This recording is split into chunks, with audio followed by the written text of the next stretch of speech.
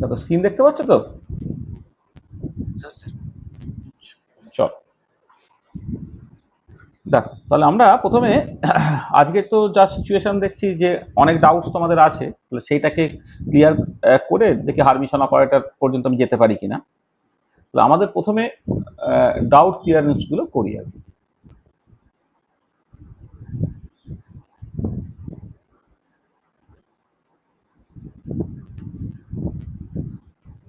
Doubt clear. আচ্ছা, একটার পর একটা করা যাক। আচ্ছা, প্রথমে আনন্দের জায়গাটা আগে প্রথমে আমি আসি। আনন্দী প্রথম যে কোশ্চেনটা করেছিল যে মানে এরকম একটা জায়গা থেকে যে যদি আমি মানে without using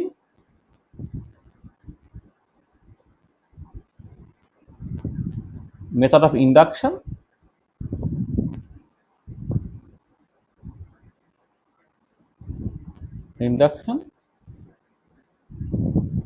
evaluate x px to the power n, এই x px to the power n এইটাকে তোমাকে ইভালুয়েট করতে বলছে without using method of induction. ঠিক আছে, তাহলে এই প্রবলেমগুলো তুমি কেমন করে করবে? আচ্ছা দেখো, এইটার জন্য না আমাকে অনেকটা ব্যাকগ্রাউন্ড তৈরি করতে হবে, যে অনেকটা ব্যাকগ্রাউন্ড আমরা তৈরি করি। আমার কথা সব শুনতে পাওয়া যাচ্ছে তো? দেখতে বা শুনতে কোনো অসুবিধা হচ্ছে না তো? আচ্ছা আচ্ছা, এইটা বোঝার জন্য মানে এই পার্টিকুলার প্রবলেমটা বোঝার জন্য তুমি একটু খেয়াল করো যে যদি ওটা x to the power N PX হতো তাহলে সেটা করা যায়, সেটা তুমি করে দেখেছো। কিন্তু এখানে x to the power N যদি থাকে, সেটা একটা যেটা সুবিধা পাওয়া যাচ্ছিল সেটা হচ্ছে এই যে এক্স অপারেটর এক্স ইটসেলফ বলে x to the power n operator মানে x to the power n হয়ে যাচ্ছে, তখন ব্যাপারটা করা অনেক সহজ ছিল। কিন্তু পিএক্স এর ক্ষেত্রে সমস্যা হচ্ছে এই যে যে পিএক্সটা কিন্তু মাইনাস আইএইচ কস ডিডিএক্স, যে PX to the power N যখন তুমি করবে তার মানে এন এর টাইম তোমাকে ডেরিভেটিভ করতে হবে, যেটা কিন্তু খুব একটা মানে সহজ নয়। ঠিক আছে, তাহলে যেটা হচ্ছে যে মানে প্রবলেমটা হচ্ছে যে মানে this is not possible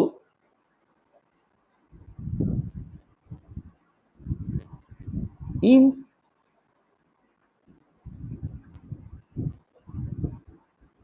Schrodinger position রিপ্রেজেন্টেশনে, যেটা যে আসলে আমরা কোয়ান্টাম মেকানিক্সে অনেক রিপ্রেজেন্টেশন মানে কোয়ান্টাম মেকানিক্সটাকে অনেক রকম করে ভাবা যায়। তার মধ্যে একটা হচ্ছে শ্রোডিঞ্জার পজিশন রিপ্রেজেন্টেশন, যে রিপ্রেজেন্টেশন আমরা অ্যাকচুয়ালি কথাবার্তা বলছি। ঠিক আছে, এটা মানে শ্রোডিঞ্জার পজিশন রিপ্রেজেন্টেশন এটা অ্যাকচুয়ালি সম্ভব নয়। তাহলে কোথায় সম্ভব? But this is straight forward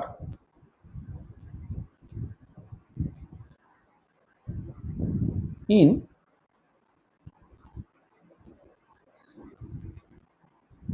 Schrödinger momentum representation।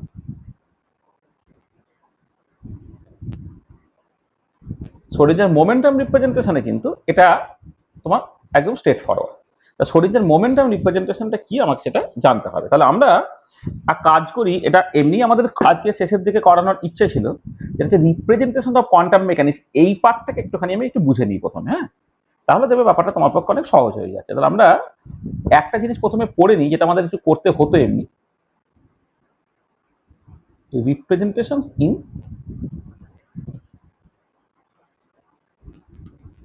quantum mechanics। মানে কোয়ান্টাম মেকানিক্সের কাছে একটা রেসিপি না, অনেক রেসিপি আছে আর কি। হ্যাঁ, তাহলে সেই রিপ্রেজেন্টেশন ইন কোয়ান্টাম মেকানিক্স বা কোয়ান্টাম মেকানিক্সটা তুমি কি ধরনের ম্যাথামেটিক্যাল ফর্মালিজম দিয়ে সেট করতে পারো আর কি, সেটা নিয়ে কিছু কথাবার্তা আমাদের বলতে হবে। দেখো, আমরা যখন বেসিক্যালি কোয়ান্টাম মেকানিক্সটাকে স্টার্ট করেছিলাম, সেখানে ওই ক্লাসটা যারা করেছো মানে তোমাদের মধ্যে কয়েকজন আছে তো যারা অ্যাকচুয়ালি একটু মাঝখান থেকে করছো, আর কয়েকজন একদম শুরু থেকেই করছো।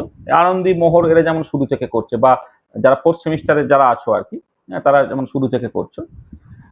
সেখানে দেখবো আমরা বলেছিলাম যে যখন হাইসেনবার্গ আনসার্টিনিটি প্রিন্সিপাল হয়ে যাওয়ার পরে যখন কোয়ান্টাম মেকানিক্সটাকে সেট করা হচ্ছে, তখন দুটো অ্যাপ্রোচ ছিল। একটা হচ্ছে হাইসেনবার্গ ম্যাট্রিক রিপ্রেজেন্টেশন, আর একটা ছিল যেটা হাইসেনবার্গ কোয়ান্টাম মেকানিক্সকে ডেভেলপ করেছেন ম্যাট্রিক্স অ্যালজেব্রাটাকে কাজে লাগিয়ে। আর তার 2-1 মাস পরেই শ্রোডিঞ্জার কোয়ান্টাম মেকানিক্সটাকে তিনি ক্লাসিক্যাল ওয়েভ ইকুয়েশনের মতো করে বা ওয়েভ ইকুয়েশনের ফর্মে কোয়ান্টাম মেকানিক্সটাকে ডেভেলপ করে, এবং সেই নিয়ে দুজনের মধ্যে প্রচুর বিরোধ আছে, প্রচুর ঝামেলা আছে। আমাদের বইয়ে যে জায়গাটা খুব পরিষ্কারভাবে লেখা আছে, আমার আগে অনেক ভিডিও টিডিও ছিল যেখানে আমি ওটা পরিষ্কারভাবে বলেছি। আলটিমেটলি যেটা হলো সেটা হচ্ছে এই যে হাইসেনবার্গ শ্রোডিঞ্জার পরে দেখালেন যে দুটো রিপ্রেজেন্টেশন আলটিমেটলি কিন্তু একই রেজাল্ট দেয়, অর্থাৎ তারা ইকুইভ্যালেন্ট রিপ্রেজেন্টেশন। হ্যাঁ, মানে তারা আইডেন্টিক্যাল নয় কিন্তু ইকুইভ্যালেন্ট, অর্থাৎ কোনো একটা পার্টিকুলার প্রবলেমকে তুমি শ্রোডিঞ্জারের যে ওয়েভ মেকানিক্স অ্যাপ্রোচে করো অথবা হাইসেনবার্গের ম্যাট্রিক্স অ্যাপ্রোচে করো, দুটো কিন্তু আলটিমেটলি তুমি একই রেজাল্ট দেবে। আর এইরকম করে করে তুমি যদি ইন্টারনেট সার্চ করো, অন্ততপক্ষে 70টার মতো ডিফারেন্ট রিপ্রেজেন্টেশন তো আছেই, যেটা তোমার দেখবে তুমি গুগলে সার্চ করতে পারো রিপ্রেজেন্টেশন কোয়ান্টাম মেকানিক্স, তার মধ্যে তুমি অন্ততপক্ষে 70টার মতো ডিফারেন্ট রিপ্রেজেন্টেশন পাবে। হ্যাঁ, যেখানে তোমার কোয়ান্টাম মেকানিক্সটাকে মানে কোয়ান্টাম মেকানিক্সটাকে বোঝানো হচ্ছে, কিন্তু বিভিন্ন রকমের ম্যাথামেটিক্যাল অ্যালজেব্রা হ্যানাতানা ইত্যাদিগুলোকে ব্যবহার করে। ঠিক আছে, এটা এবার আমরা অত ঝামেলার মধ্যে যাব না, আমরা অন্ততপক্ষে 4টে রিপ্রেজেন্টেশন করি, যে 4টে রিপ্রেজেন্টেশন দেখবে মোটামুটি কেমিস্ট্রি বা ফিজিক্সের লোকেরা তোমাদের আপ টু এমএসসি পর্যন্ত এই 4টে রিপ্রেজেন্টেশনের মধ্যেই কিন্তু তোমার সব চলে যাবে, এরপরে মানে এক্সট্রা তোমাকে কিছু শিখতে হবে না। ঠিক আছে, এবারে কেউ যদি স্পেসিফিক্যালি কোয়ান্টাম মেকানিক্সে রিসার্চ করতে যায় তাহলে হয়তো তাকে আরো দু একটা স্পেসিফিক রিপ্রেজেন্টেশন হয়তো শিখিয়ে দেবে, সেটা ঠিক আছে, তখন তার মতো করে দেখা যাবে। কিন্তু আমরা মোটামুটি যে 4টে রিপ্রেজেন্টেশন দেখাবো, এই 4টে রিপ্রেজেন্টেশন দিয়ে আমাদের কিন্তু চলে যাবে। ঠিক আছে, এই 4টে রিপ্রেজেন্টেশন কি সেটা একটুখানি দেখে নিই। তাহলে প্রথম যে রিপ্রেজেন্টেশনটা বা প্রথম যে পিকচারটা দাদা তুমি বলতে পারো, তাকে বলা হয় শ্রোডিঞ্জার পিকচার। তাহলে আমি 1 নম্বর দিয়ে স্টার্ট করছি। তাহলে প্রথম যে রিপ্রেজেন্টেশন নিয়ে আমি কথাবার্তা বলবো সেটা হচ্ছে তোমার শ্রোডিঞ্জার পিকচার।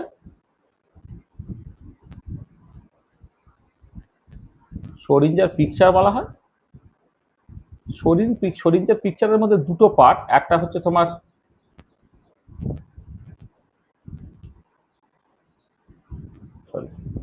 শ্রোডিঞ্জার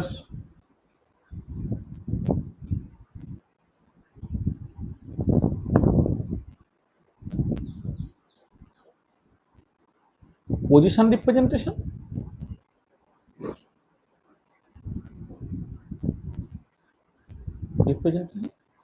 আর একটা হচ্ছে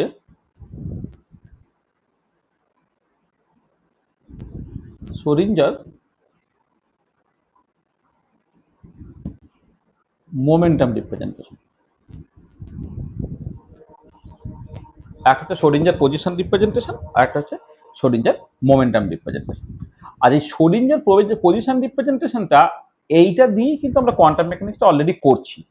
সেখানে কি সব করেছি সেটা আমি দেখবো, তারপরে যখন শ্রোডিঞ্জার মোমেন্টাম রিপ্রেজেন্টেশনে আসবো সেটা কিরকম ভাবে কি পরিবর্তন হচ্ছে সেটা আমি একটুখানি দেখে নেব। তাহলে প্রথমে তুমি শ্রোডিঞ্জার পজিশন রিপ্রেজেন্টেশনটাকে দেখো। আচ্ছা ঠিক আছে, মানে আমি এইটা প্রথম সামারাইজ করে দিই। এটা শ্রোডিঞ্জার পিকচার হলো। আচ্ছা, 2 নম্বর যেটা সেটাকে বলা হয় হাইসেনবার্গ পিকচার।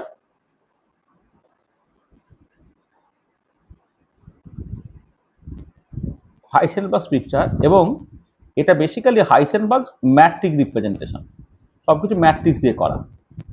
হাইসেনবার্গ ম্যাট্রিক্স রিপ্রেজেন্টেশন, এটা হচ্ছে রিপ্রেজেন্ট, এটা হাইসেনবার্গ ম্যাট্রিক্স রিপ্রেজেন্টেশন। আর 3 নম্বর হচ্ছে ডিরাক পিকচার। ডিরাক পিকচার, যেটাকে তুমি অনেক সময় বলতে পারো ব্রাকেট রিপ্রেজেন্টেশন। তবে 3টে পিকচারের কথা বললাম এখানে, Schrodinger picture, Heisenberg picture, Dirac picture. এবারে সেই হিসেবে রিপ্রেজেন্টেশন দেখলে Schrodinger position representation, Schrodinger momentum representation, Heisenberg matrix representation, আর ব্রাকেট রিপ্রেজেন্টেশন বা ব্রাকেট নোটেশন। এই অ্যাপ্রোচগুলো আমরা একটুখানি শিখে নিতে হবে। দেখো তুমি শ্রোডিঞ্জার পজিশন রিপ্রেজেন্টেশনে কি জানো একটু খেয়াল করে দেখো তো। শ্রোডিঞ্জার রিপ্রেজেন্টেশনে আমরা অ্যাকচুয়ালি কোয়ান্টাম মেকানিক্সটা যতটুকু পড়েছি শ্রোডিঞ্জার পজিশন রিপ্রেজেন্টেশনই পড়েছি। শ্রোডিঞ্জার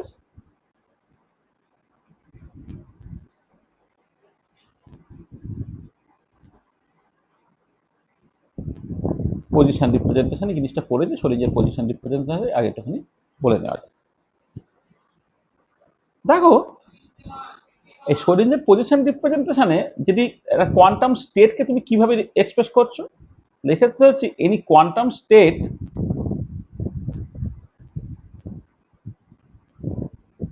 state is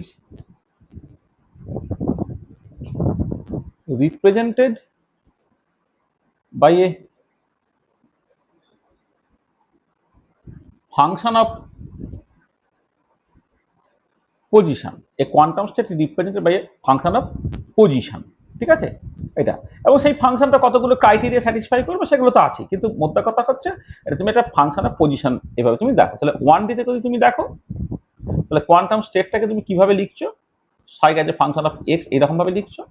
আর এটাকে তুমি 3D তে দেখো, তাহলে সাইটা এই যে ফাংশনস অফ পজিশন ভেক্টর এরকম ভাবে তুমি দেখছো। এটা কার্টেসিয়ানে করলে তুমি সেটাকে লেখো কি হবে, সাইটা ধরো এক্স ওয়াই জেড এর ফাংশন, অথবা সাইটা তোমার আর থিটা ফাই এর ফাংশন এক্সেট্রা। মানে তুমি কার্টেসিয়ান কোঅর্ডিনেট সিস্টেমে করলে বলবে এক্স ওয়াই জেড এর ফাংশন, আর পোলার কোঅর্ডিনেট সিস্টেমে করলে আর থিটা ফাই এর ফাংশন অ্যান্ড সো অন ইত্যাদি।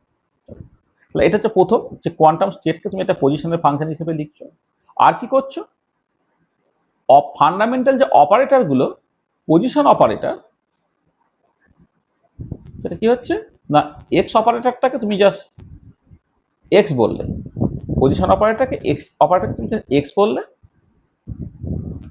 মানে এটা আমি ওয়ান ডাইমেনশনে বলছি। আর মোমেন্টাম অপারেটরগুলো কিভাবে লিখছিলে, মানে মানে এই যে পজিশন অপারেটর এক্স অপারেটরটাকে এক্স ইটসেলফ লিখছো, ওয়াই অপারেটরটা ওয়াই ইটসেলফ লিখছো, জেড অপারেটরটাকে জেড ইটসেলফ লিখছো তুমি। আর মোমেন্টাম অপারেটরগুলো কি হচ্ছে, পিএক্স অপারেটরটা তুমি লিখছো হচ্ছে minus I h cross del ই লিখি ডেল ডেল এক্স, ওয়াই অপারেটরটাকে লিখছো minus I h cross del del y, p z অপারেটরটাকে লিখছো minus I h cross del del z. এইগুলো হ্যাঁ তুমি জানো পজিশন অপারেটরটাকে এইভাবে লিখলে মোমেন্টাম অপারেটরগুলো এইরকম ভাবে লিখতে হয়। আর এইরকম ভাবে লিখছো কেন, যে such that it obeys the fundamental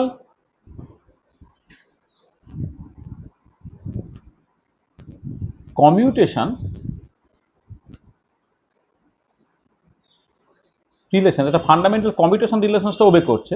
fundamental commutation relation ওবে করা মানে হচ্ছে তোমার এক্স পি এক্স এই কমিউটেটরটা সেটাও i H cross, y p y এই কমিউটেটরটা হচ্ছে আই এইচ কস, আর জেড পি জেড এই কমিউটেটরটা হচ্ছে i H cross, and other commutators are zero. মানে x p x i H cross, y p y i H cross, z p z i H cross. এবার x এর সঙ্গে ধরো p y p z, বা y এর সঙ্গে p x p z, বা z এর সঙ্গে পি এক্স পি ওয়াই, এসব করলে তোমার জিরো দেবে। এটা such that it obeys fundamental commutation relation, and hence it obeys Heisenberg uncertainty principle. মানে তোমার sigma x sigma p x greater equal to h cross by 2 হবে, sigma y sigma p y greater equal to h cross by 2 হবে, আর sigma z sigma p z এই গুণফলটা greater equal to h cross by 2 হবে। মানে এই commutation রিলেশনের সাথে আনসার্টেনিটি রিলেশনের না দারুণ ভালো সম্পর্ক আছে। হ্যাঁ, মানে আমি ওই কমিউটেশন রিলেশন তার সঙ্গে জেনারেলাইজ আনসার্টেনিটি প্রিন্সিপালের যে সম্পর্কটা আর কি, সেটাকে যদি দেখি, তাহলে x p x commutator i H cross বলেই কিন্তু সিগমা সিগমা পি এক্সটা এইচ কস বাই 2 হচ্ছে। আর হাইজেনবার্গ আনসার্টেনিটি প্রিন্সিপাল হচ্ছে most crucial principle in quantum mechanics, ওটা সবসময় তোমাকে স্যাটিসফাই করতেই হবে। মানে আসলে যেটা ব্যাপার হচ্ছে যে তুমি এটা জানবে যে যদি ধরো সিগমা এ সিগমা বি এইটা actually greater equal to A B commutator তার average value divided by twice i হয়, এটা হচ্ছে তোমার জেনারেলাইজড হাইজেনবার্গ আনসার্টেনিটি প্রিন্সিপাল। মানে কমিউটেশনের সঙ্গে তোমার আনসার্টেনিটি প্রিন্সিপাল সম্পর্কটা হচ্ছে এইটা, যে sigma A sigma B greater equal to A B commutator তার average value divided by twice i. যেখানে এ আর বিটা হচ্ছে তোমার যে কোনো দুটো ক্লাসিক্যাল অবজারভেবল। আচ্ছা এবারে দেখো, তুমি এ এর জায়গায় যদি এক্স অপারেটর ভাবো আর বি এর জায়গায় যদি পিএক্স ভাবো, তাহলে এক্স পিএক্স কমিউটেটরটা কত হলো i H cross, i H cross বা টোয়াইস আই করলে আই আই কেটে গেল, দেখো greater equal to h cross by 2 হয়ে গেল, তাহলে সিগমা সিগমা পিএক্সটা greater equal to h cross by 2 হলো। তার মানে এই কমিউটেশন রিলেশনসটা একটু ঠিক করে দেবে যে হাইসেনবার্গ আনসার্টেনিটি প্রিন্সিপালটা স্যাটিসফাইড হবে কি হবে না। আমাকে আলটিমেটলি হাইসেনবার্গ আনসার্টেনিটি প্রিন্সিপালকে স্যাটিসফাই করতে হবে, সেই জন্য এক্স অপারেটরকে এক্স ধরলে পিএক্স অপারেটরকে minus I H cross del del x ধরতেই হবে, যাতে করে x p x commutator i H cross বেরোয়, যেটা আমি আগের দিন দেখেছি, যাতে করে হাইসেনবার্গ আনসার্টেনিটি প্রিন্সিপালটা স্যাটিসফাইড হয়। দেখো তাহলে এইগুলো হচ্ছে ফান্ডামেন্টাল, তোমাকে জাস্ট মানে ওয়েভ ফাংশনটা কেমন করে লিখছো, পজিশন অপারেটর কেমন করে লিখছো, মোমেন্টাম অপারেটর কেমন করে লিখছো, এইটুকু যদি জানো তাহলে বাকিগুলো তোমার সবকিছুর সাথে কনসিস্টেন্ট। এবং আমি কিন্তু অন্যান্য ক্লাসিক্যাল অবজারভেবলের যে কোয়ান্টাম মেকানিক্যাল অপারেটরগুলোকে করেছিলাম, সেখানে পজিশন মোমেন্টাম এই যে ফান্ডামেন্টাল অপারেটরগুলো যদি তুমি জানো এর টার্মসে, যেটা ছিল আর কি, যে কোনো ক্লাসিক্যাল অবজারভেবলকে যেহেতু in terms of components of x y z and p x p y p z ফর্মে এক্সপ্রেস করতে পারা যায়, অন্যান্য অপারেটরগুলো তুমি লিখতে পারবে এবং সবকিছুর সাথে কনসিস্টেন্ট হবে। তো দেখো এই জিনিসটা কিন্তু আমার জানা আছে, তাই তো? মানে এখানে যে ইনফরমেশন গুলো বলা হয়েছে সেই ইনফরমেশন গুলো তোমার জানা আছে, এবং এই রিপ্রেজেন্টেশনে আমি কোয়ান্টাম মেকানিক্স এতক্ষণ পর্যন্ত পড়েছি। কি কারো অসুবিধা আছে? মানে শ্রোডিঞ্জার যেমন করে ঠিক বলে গিয়েছিলেন সেইরকম ভাবে আমরা মানে বিষয়টা বোঝার চেষ্টা করছি। হ্যাঁ হ্যাঁ, এবং দেখুন আমরা ওই আলাদা করে উল্লেখ করি বা না করি, আমি এতদিন পর্যন্ত যা কোয়ান্টাম মেকানিক্স পড়ানো হয়েছে, আজকে তো 15তম ক্লাস, মানে কি আগে তো 14টা ক্লাস ধরো হয়ে গেছে, আমি হিস্টোরিক্যাল ডেভেলপমেন্টকে তুমি বাদও দিই তারপরও 5-6টা ক্লাস আমাদের হয়ে গেছে। এই 5-6টা ক্লাসে দেখো আমরা কিন্তু এইখানে যেটা বললাম এইটার উপরে বেস করেই কিন্তু কোয়ান্টাম মেকানিক্সটা করে গেছি, তাই না? এগুলো সব কটাই তোমার জানা, মানে এখানে যে ইনফরমেশন গুলো দেওয়া হচ্ছে সেই ইনফরমেশন গুলো বেশি করে তোমার জানা, কারণ এই অ্যাপ্রোচে আমি কোয়ান্টাম মেকানিক্স এতক্ষণ পর্যন্ত পড়েছি। ঠিক আছে? আচ্ছা, এবারে হচ্ছে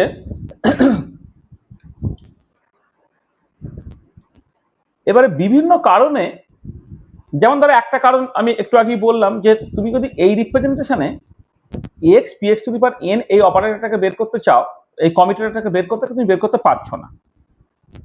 এছাড়া আরো অনেক কারণ থাকতে পারে, সেই সব কারণের জন্য দেখা গেল এই একটা অ্যাপ্রোচে বা একটা রিপ্রেজেন্টেশনে বসে থাকলে তোমার চলবে না, অন্যান্য রিপ্রেজেন্টেশনে কোথাও কোথাও নিশ্চয়ই প্রয়োজন আছে। কিন্তু সেকেন্ড যে রিপ্রেজেন্টেশনটা সেটা হচ্ছে শ্রোডিঞ্জারস মোমেন্টাম রিপ্রেজেন্টেশন। আগেটা ছিল পজিশন রিপ্রেজেন্টেশন, এটা হচ্ছে মোমেন্টাম রিপ্রেজেন্টেশন।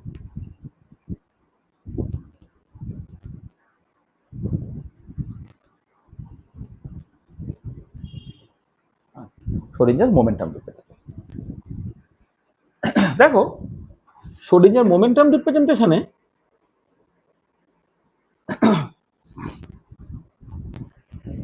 তোমার এক সেকেন্ড, মানে একদম একদম ওই আগেরটার সঙ্গে কম্পেয়ার করে করি ব্যাপারটাকে বলার চেষ্টা করি, যে এইখানে যেটা ছিল যে প্রথমে কোয়ান্টাম স্টেটটাকে তুমি কেমন করে এক্সপ্রেস করছো, তাহলে এখানে প্রথম যেটা যে এনি কোয়ান্টাম স্টেট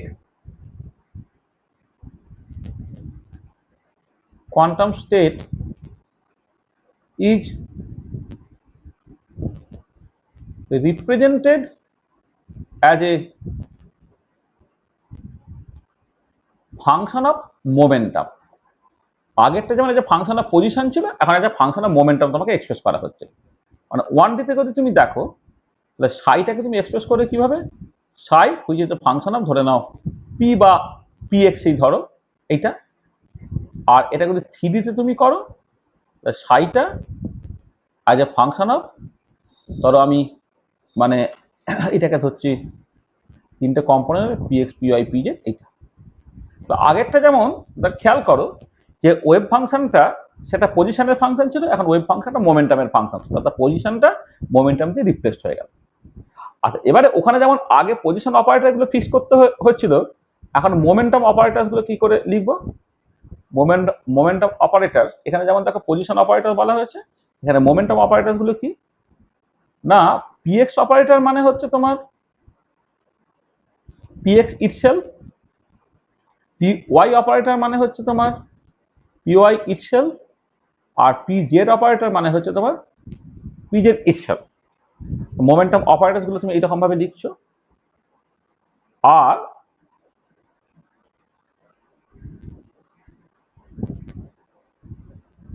পজিশন অপারেটরগুলোকে লিখছো, ধরো তুমি এক্সটাকে লিখবে, হ্যাঁ এক্সটা, সেটা হচ্ছে i H cross del del p x, y অপারেটরটা হচ্ছে i H cross del del p y, আর জেড অপারেটরটা হচ্ছে i H cross del del p z. তাহলে ব্যাপারটা কি হলো দেখো, দুটো তফাৎ। একটা হচ্ছে যে মানে পজিশনগুলো মোমেন্টাম দিয়ে ইন্টারচেঞ্জ করে দিচ্ছ, এক্সটা এক্স, ওয়াইটা ওয়াই, জেডটা জেড যেমন লিখেছিল এখানে লিখলে, পিএক্সটা পিএক্স, পিওয়াইটা পিওয়াই, পিওয়াই জেডটা পিজেড। আর এখানে দেখো তোমার যদি momentum operator in terms of position লিখছো কি P X minus I H cross del del X, এখানে তার বদলে এক্স অপারেটর লিখছো plus I H cross del del P X. মানে বেসিক্যালি হচ্ছে এক্স পিএক্স দিয়ে রিপ্লেস হয়ে যাচ্ছে, ওয়াই পিওয়াই দিয়ে রিপ্লেস হচ্ছে, জেড পিজেড দিয়ে রিপ্লেস করছে, কিন্তু এই অপারেটরটা লেখার সময় এখানে কি করতে হচ্ছে দেখো, মাইনাসটাকে প্লাস করে দিতে হচ্ছে। কেন করতে হচ্ছে দেখো, পজিশন মোমেন্টাম যদি তুমি ইন্টারচেঞ্জ করো তাহলে এই কমিউটেটরটা কি হবে, এক্স পিএক্স এর বদলে পিএক্স এক্স হয়ে যাবে। এবার এক্স পিএক্স যদি আই এইচ কস হয় তাহলে পিএক্স এক্স কত হবে, মাইনাস আই এইচ কস হয়ে যাবে। তখন তো এই ফান্ডামেন্টাল কমিউটেশন রিলেশন মানে এটা যেটা মানে হাইসেনবার্গ আনসাইনিটি প্রিন্সিপাল ওবের হবে না, তখন এইচ কস বাই টু এর বদলে উত্তরটা বেরোবে minus h cross by two. সেই জন্য আমি যদি এই মানে যখন আমি এক্স কে পিএক্স দিয়ে আর পিএক্স কে এক্স দিয়ে রিপ্লেস করি, কমিউটেটরটা পাল্টে যাচ্ছে বলে উত্তরটা কিন্তু এখানে একটা মাইনাস হয়ে যাবে। সেই মাইনাসটাকে অ্যাভয়েড করার জন্য আমি কি করলাম, আমি এইটাকেই মাইনাস দিয়ে ডিফাইন না করে প্লাস দিয়ে ডিফাইন করলাম। এইটা করলে তবেই যেটা হবে সাজ দ্যাট এখন তুমি এক্স পিএক্স কমিউটেটরটা বা ওয়াই পিওয়াই কমিউটেটরটা বা জেড পিজেড কমিউটেটরটা তবেই হচ্ছে তোমার আই এইচ কস বেরোবে। আর যদি এটা তুমি মাইনাস রাখতে তাহলে এটা মাইনাস আই এইচ কস বেরোতো। সেইখানে এটা তফাৎটা হচ্ছে যে পজিশন থেকে মোমেন্টাম রিপ্রেজেন্টেশনে গেলে তোমার যেটা হচ্ছে যে পজিশনটা তোমার মোমেন্টাম দিয়ে আর মোমেন্টামটা পজিশন দিয়ে রিপ্লেস হয়ে যাবে, কিন্তু এই এখানে মাইনাসটাকে কিন্তু প্লাস করে দিতে হবে, তবেই তোমার ফান্ডামেন্টাল কমিউটেশন রিলেশনটা ওবেট হবে। মানে সাজ দ্যাট এইটা and Heisenberg uncertainty principle must be satisfied. মানে তোমাকে কোয়ান্টাম মেকানিক্স যাই কিছু ডেভেলপ করো সেখানে ওই হাইসেনবার্গ আনসাইনিটি প্রিন্সিপাল এখানে স্যাটিসফাইড হয়, সেটাকে দেখে দেখে যেতে হবে। Then Heisenberg uncertainty principle must be satisfied. তার মানে তোমার এইটা করলেই sigma x sigma p x যেটার equal to h cross by two হবে, sigma y sigma p y যেটার equal to h cross by two হবে, আর সিগমা জেড সিগমা পি জেডটা যেটার equal to h cross by two হবে। এটা ঠিক আছে। তাহলে দেখো শোডিঞ্জার পজিশন রিপ্রেজেন্টেশন থেকে তুমি শোডিঞ্জার মোমেন্টাম রিপ্রেজেন্টেশনে এইরকম ভাবে চলে যাবে। আচ্ছা দেখো, তাহলে এর তো অনেক ইউটিলিটি আছে, আমি একটা ইউটিলিটি এক্ষুনি বলে দেওয়ার চেষ্টা করি।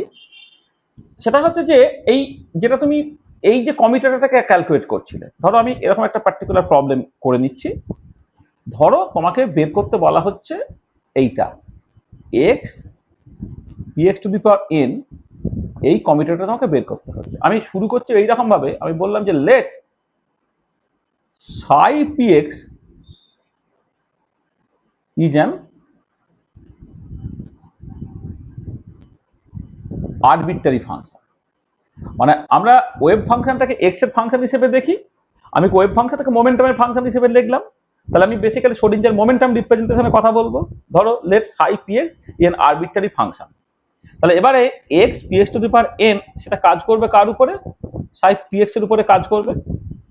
আর এটা করলে কত হচ্ছে X p x to the power n minus p x to the power N x, সেটা কাজ করলো কার উপরে, সাই পিএক্স এর উপরে। তা দেখে এক্স অপারেটর মানে কত, plus I H cross del del p x এইটা, আর পিএক্স অপারেটর মানে পিএক্স ইটসেলফ, তার p x to the power n হলো minus p x to the power n, তার মানে পিএক্স টু দি পাওয়ার এনটা যেমন আছে রয়ে গেল, p x to the power n মানে p x to the power n itself, আর এক্সটা কত হচ্ছে না plus I H cross del del p x. এটা কাজ করছে কার উপরে না সাই পিএক্স এর উপরে। মানে আমি দেখো এক্স অপারেটরটা plus I H cross del del p x, আর পিএক্স অপারেটর পিএক্স ইটসেলফ, এখানে পিএক্স অপারেটর পিএক্স ইটসেলফ, সেখানে p x to the power n মানে p x to the power n হয়ে গেল, আর এক্স অপারেটরটা plus I H cross del del p x হয়ে গেল। তাহলে কি হলো দেখো, আই এইচ কস এখানে পার্শিয়ালি করার দরকার নেই, এমনি করলেও চলে, কারণ ডান দিকে মানে পিএক্স এর সাথে পার্শিয়ালি ডেরিভেটিভ, কিন্তু এদিকে তো শুধুমাত্র পিএক্সই আছে। এটা কথা হলো p x to the power n into psi as a function of p x, এটা হলো মাইনাস আই এইচ কসটা যেমন আছে থাক, পিএক্স টু দি পাওয়ার এনটা যেমন আছে থাক, ডি সাই পিএক্স বাই ডিপিএক্স হলো এটা। আচ্ছা, এবার এই পার্টটা করলে দেখো তোমাকে দুটো টার্ম থাকছে। প্রথমে হচ্ছে পিএক্স টু দি পাওয়ার এনটাকে রেখে দাও, ডি সাই পিএক্স বাই ডিপিএক্স করো, আর একটা হচ্ছে সাই পিএক্সটাকে রেখে দিয়ে এইটা করলে কত হবে, I H cos n PX to the power n minus one Sai PX হলো এইটা। আর এখানে যেমন আছে minus I H cos PX to the power N D Sai PX by ডিপিএক্স, এটা হলো। দেখো এইটার এইটা তোমার কেটে গেল, কেটে কি পড়ে রইলো দেখো, এন আই এইচ কস। আচ্ছা, পিএক্স অপারেটর কিন্তু পিএক্স ইটসেলফ, তার পিএক্স অপারেটর পাওয়ার এন মাইনাস ওয়ান করলে ইন্টু সাই পিএক্স হলে।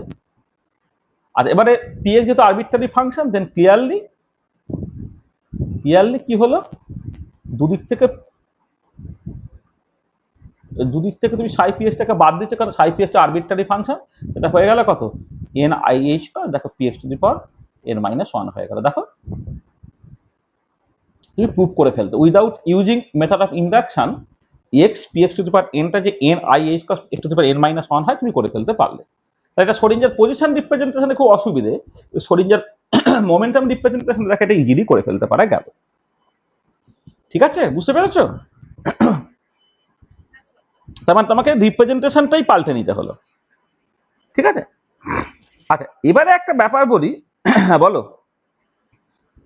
বলছিলাম এই স্ক্রোডিঙ্গার মোমেন্টাম রিপ্রেজেন্টেশনে আমরা তো মানে পিএক্স এর অপারেটরটাকে শুধু পিএক্স হিসাবেও না লিখলে হবে না তো, যদি পিএক্স অপারেটরটাকে পিএক্স ইটসেলফ হিসেবে লেখো, আবার এক্সটাকে এক্স ইটসেলফ হিসেবে লেখো, তাহলে তো কমিউটেটরটা তো মিলবে না, যে এক্স পিএক্স কমিউটেটর যে আইএইচ কস হয় সেটা মিলতে হবে, যাতে করে হাইসেনবার্গ আনসার্টেনিটি প্রিন্সিপালটা মিলতে হয়, সেটা তোমাকে মিলতে হবে। মানে সবসময় তো তোমার এরকম নিশ্চয়ই ইচ্ছা করবে, সেটা হচ্ছে যে ক্লাসিক্যালি যেমন ছিল কোয়ান্টাম মেকানিক আমি সেই রকম ভাবে রাখবো, আমি চেষ্টা করছি সেরকম রাখা, কিন্তু পজিশনটাকে রাখলে মোমেন্টামটাকে রাখা যাবে না, মোমেন্টামটাকে রাখলে পজিশনটাকে রাখা যাবে না, কারণ সবকিছু একটা তার একটা কনসিস্টেন্ট, তোমাকে আলটিমেটলি আনসার্টেনিটি প্রিন্সিপালে স্যাটিসফাই করতে হবে। আনসার্টেনিটি প্রিন্সিপাল স্যাটিসফাই করতে গেলে কমিউটেশন রিলেশনটা স্যাটিসফাই করতে হবে, কমিউটেশন রিলেশনটা স্যাটিসফাই করতে গেলে তোমার পজিশনটাকে এক্স ধরলে মোমেন্টামটাকে তোমার মাইনাস আই এইচ কস ডিডিএক্সি ধরতে হবে, অথবা মোমেন্টামটাকে পিএক্স ধরলে পজিশনটাকে plus I H cross del del পিএক্সি তোমাকে ডেল এক্সি তোমাকে ধরতে হবে, ডেল পিএক্সি তোমাকে ধরতে হবে। বুঝতে পেরেছো?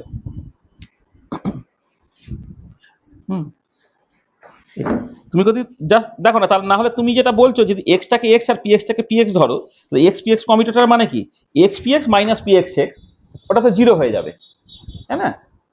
জিরো হয়ে গেলে তো আর আনসার্টেনিটি প্রিন্সিপাল স্যাটিসফাইড হবে না, সেখানে সবকিছু কনসিস্টেন্ট হতে হচ্ছে আর কি।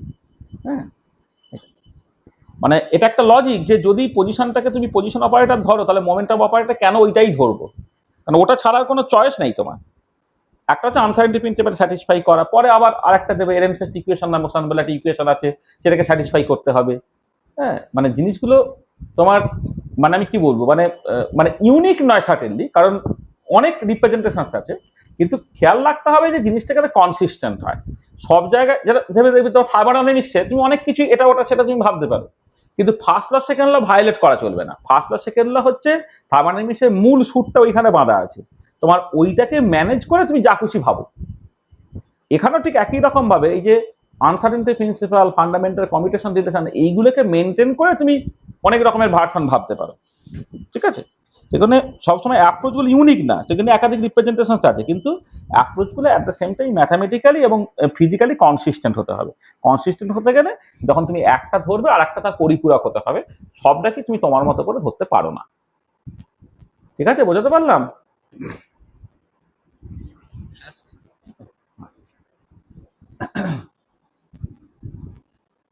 আচ্ছা, এবারে হচ্ছে যে দেখো মানে তোমাকে না সবসময় যে শোরিঞ্জার মোমেন্টাম রিপ্রেজেন্টেশনে সবকিছু করতে হবে এরকম নয়।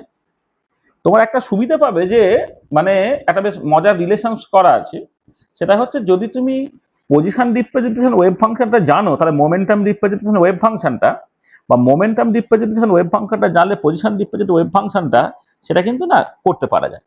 মানে ব্যাপারটা দেখো যে যদি তুমি ধরো লেটসে তোমার কাছে এই মানে আমি এইভাবে লিখছি, ধরো মানে মোমেন্টাম রিপ্রেজেন্টেশন ওয়েভ মানে এটা দেওয়া আছে। আমি 3 ডাইমেনশনে প্রথমে বলি, তাহলে 3D-তে ধরো তোমাকে এই পজিশন রিপ্রেজেন্টেশনে ওয়েভ ফাংশনটাকে বের করতে হবে, তোমার মোমেন্টাম রিপ্রেজেন্ট ওয়েভ ফাংশনটা বলে দেওয়া আছে, তাহলে সেটা হবে কত 1/2 পাই h তার পাওয়ার হচ্ছে 3/2 ইন্টু ইন্টিগ্রেশন d3p মানে থার্ড ডেরিভেটিভ আর কি, integration d3p e to the power plus i p operator r operator dot product divided by h cos into psi t, এটা হচ্ছে মাইনাস ইনফিনিটি থেকে প্লাস ইনফিনিটি পর্যন্ত integration তোমার। মানে ব্যাপারটা কিরকম যে psi পিটা হচ্ছে মোমেন্টাম রিপ্রেজেন্টেশনে তোমার ওয়েভ ফাংশনটা, সেখান থেকে তুমি পজিশন রিপ্রেজেন্টেশন ওয়েভ ফাংশন যদি বের করতে চাও তাহলে তোমাকে এই রিলেশনটাকে ব্যবহার করতে হবে। আবার উল্টো দিকে যদি তুমি মোমেন্টাম রিপ্রেজেন্টেশন ওয়েভ ফাংশনটাকে বের করতে চাও যেখানে পজিশন রিপ্রেজেন্টেশন ওয়েভ ফাংশনটা দেওয়া আছে, সেটা হবে হচ্ছে এইটা ইন্টিগ্রাল মাইনাস হচ্ছে প্লাস ইনফিনিটি d3r আর কি, d3r বা dx dy dz যেভাবে কিছু বললে তুমি, এটা ই টু দি পাওয়ার এটা প্লাসটা হয়ে যাবে minus i p dot r divided by h cos into psi r। এই রিলেশনটা খুব ইম্পর্টেন্ট যে মোমেন্টাম রিপ্রেজেন্টেশন ওয়েভ ফাংশন বাংলা পজিশন রিপ্রেজেন্ট ওয়েভ ফাংশন সেই ফর্মুলা থেকে তুমি করে ফেলতে পারবে, আবার পজিশন রিপ্রেজেন্টেশন ওয়েভ ফাংশন থাকলে মোমেন্টাম রিপ্রেজেন্টেশন ওয়েভ ফাংশন তুমি এই ফর্মুলা থেকে করে ফেলতে পারবে। এইটা তো এই রিলেশনটা দরকার। এটা হচ্ছে 3 ডাইমেনশনে করলাম, এটাই তুমি যদি 1 ডাইমেনশনে করো, এটা হচ্ছে 3D-তে 1D-তে করলে ব্যাপারটা কিছুই না। ধরো তুমি এক্সটাকে বের করতে চাইছো, সাই as a function of x বের করতে চাইছো, 1/√2 পাই h cos হবে, এটা টু দি পাওয়ার 3/2 না হয় জাস্ট রুটটা হয়ে যাবে, ইন্টিগ্রাল সেই মাইনাস ইনফিনিটি থেকে প্লাস ইনফিনিটি, এটা ডি px হয়ে গেল,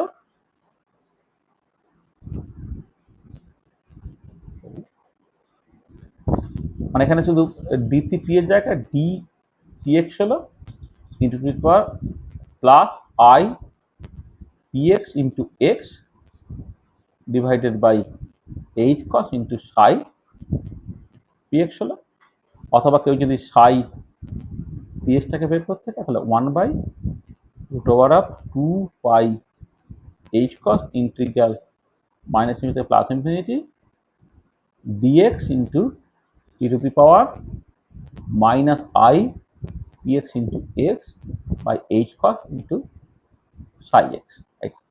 ঠিক আছে, তাহলে দেখো মানে just position representation wave function জানলে মোমেন্টাম রিপ্রেজেন্টেশন, আর মোমেন্টাম রিপ্রেজেন্টেশন ওয়েভ ফাংশন জানলে পজিশন রিপ্রেজেন্টেশন তুমি এইরকম ভাবে করে ফেলতে পারবে। ঠিক আছে, এটা এবারে যদি তোমাকে পজিশন রিপ্রেজেন্টেশন ওয়েভ ফাংশন বলে দেওয়া থাকে, বলে তুমি মোমেন্টাম রিপ্রেজেন্টেশন ওয়েভ ফাংশনটাকে বের করো, তুমি এইভাবে করতে পারবে এন্ড সো অন। ঠিক আছে, তাহলে এইটা একটা রিলেশন তুমি একটুখানি করে রাখবে। হ্যাঁ, এটা ধরো আমি তোমাকে একটা হোমওয়ার্ক দিচ্ছি, এটা বাড়িতে করবে। ধরো আমি বললাম গিভেন সাই এক্সটা তোমার বলে দেওয়া আছে, যেটা হচ্ছে এরকম দেখতে, তোমার 1/2 pi whole to the power 1/4 into sigma to the power 3/2 sigma to the power 3/2, এটা কনস্ট্যান্টের মতো করে ভাবো এখন, x e to the power x square by 4 sigma square, এটা সাই এক্স তোমাকে বের করা আছে। এখান থেকে বললাম ইভালুয়েট সাই পি এক্স, এই কাজটা তোমাকে দিলাম। তাহলে সাই এক্স দেওয়া আছে, সাই পি এক্স তোমাকে বের করতে হবে। মানে বেসিক্যালি এই যে ফর্মুলাটা আছে, এই ফর্মুলাটা ব্যবহার করবে, যেখানে তোমার এই সাই এক্স এর জায়গায় এই এক্সপ্রেশনটাকে বসাবে, বসে পুরো ইন্টিগ্রেশনটাকে করবে, করে যা বেরোবে বেরোবে। ঠিক আছে, এই পার্টটা বোঝাতে পারলাম? স্যার এই ফর্মুলাগুলো মনে রাখতে হবে তাই তো? হ্যাঁ, ফর্মুলাগুলো মনে রাখতে হবে। এইগুলোকে অনেক সময় বলে ফুরিয়ার ট্রান্সফরমেশন বলা হয়। এই যে ফর্মুলাগুলো সেইগুলো বেসিক্যালি ফুরিয়ার ট্রান্সফরমেশন।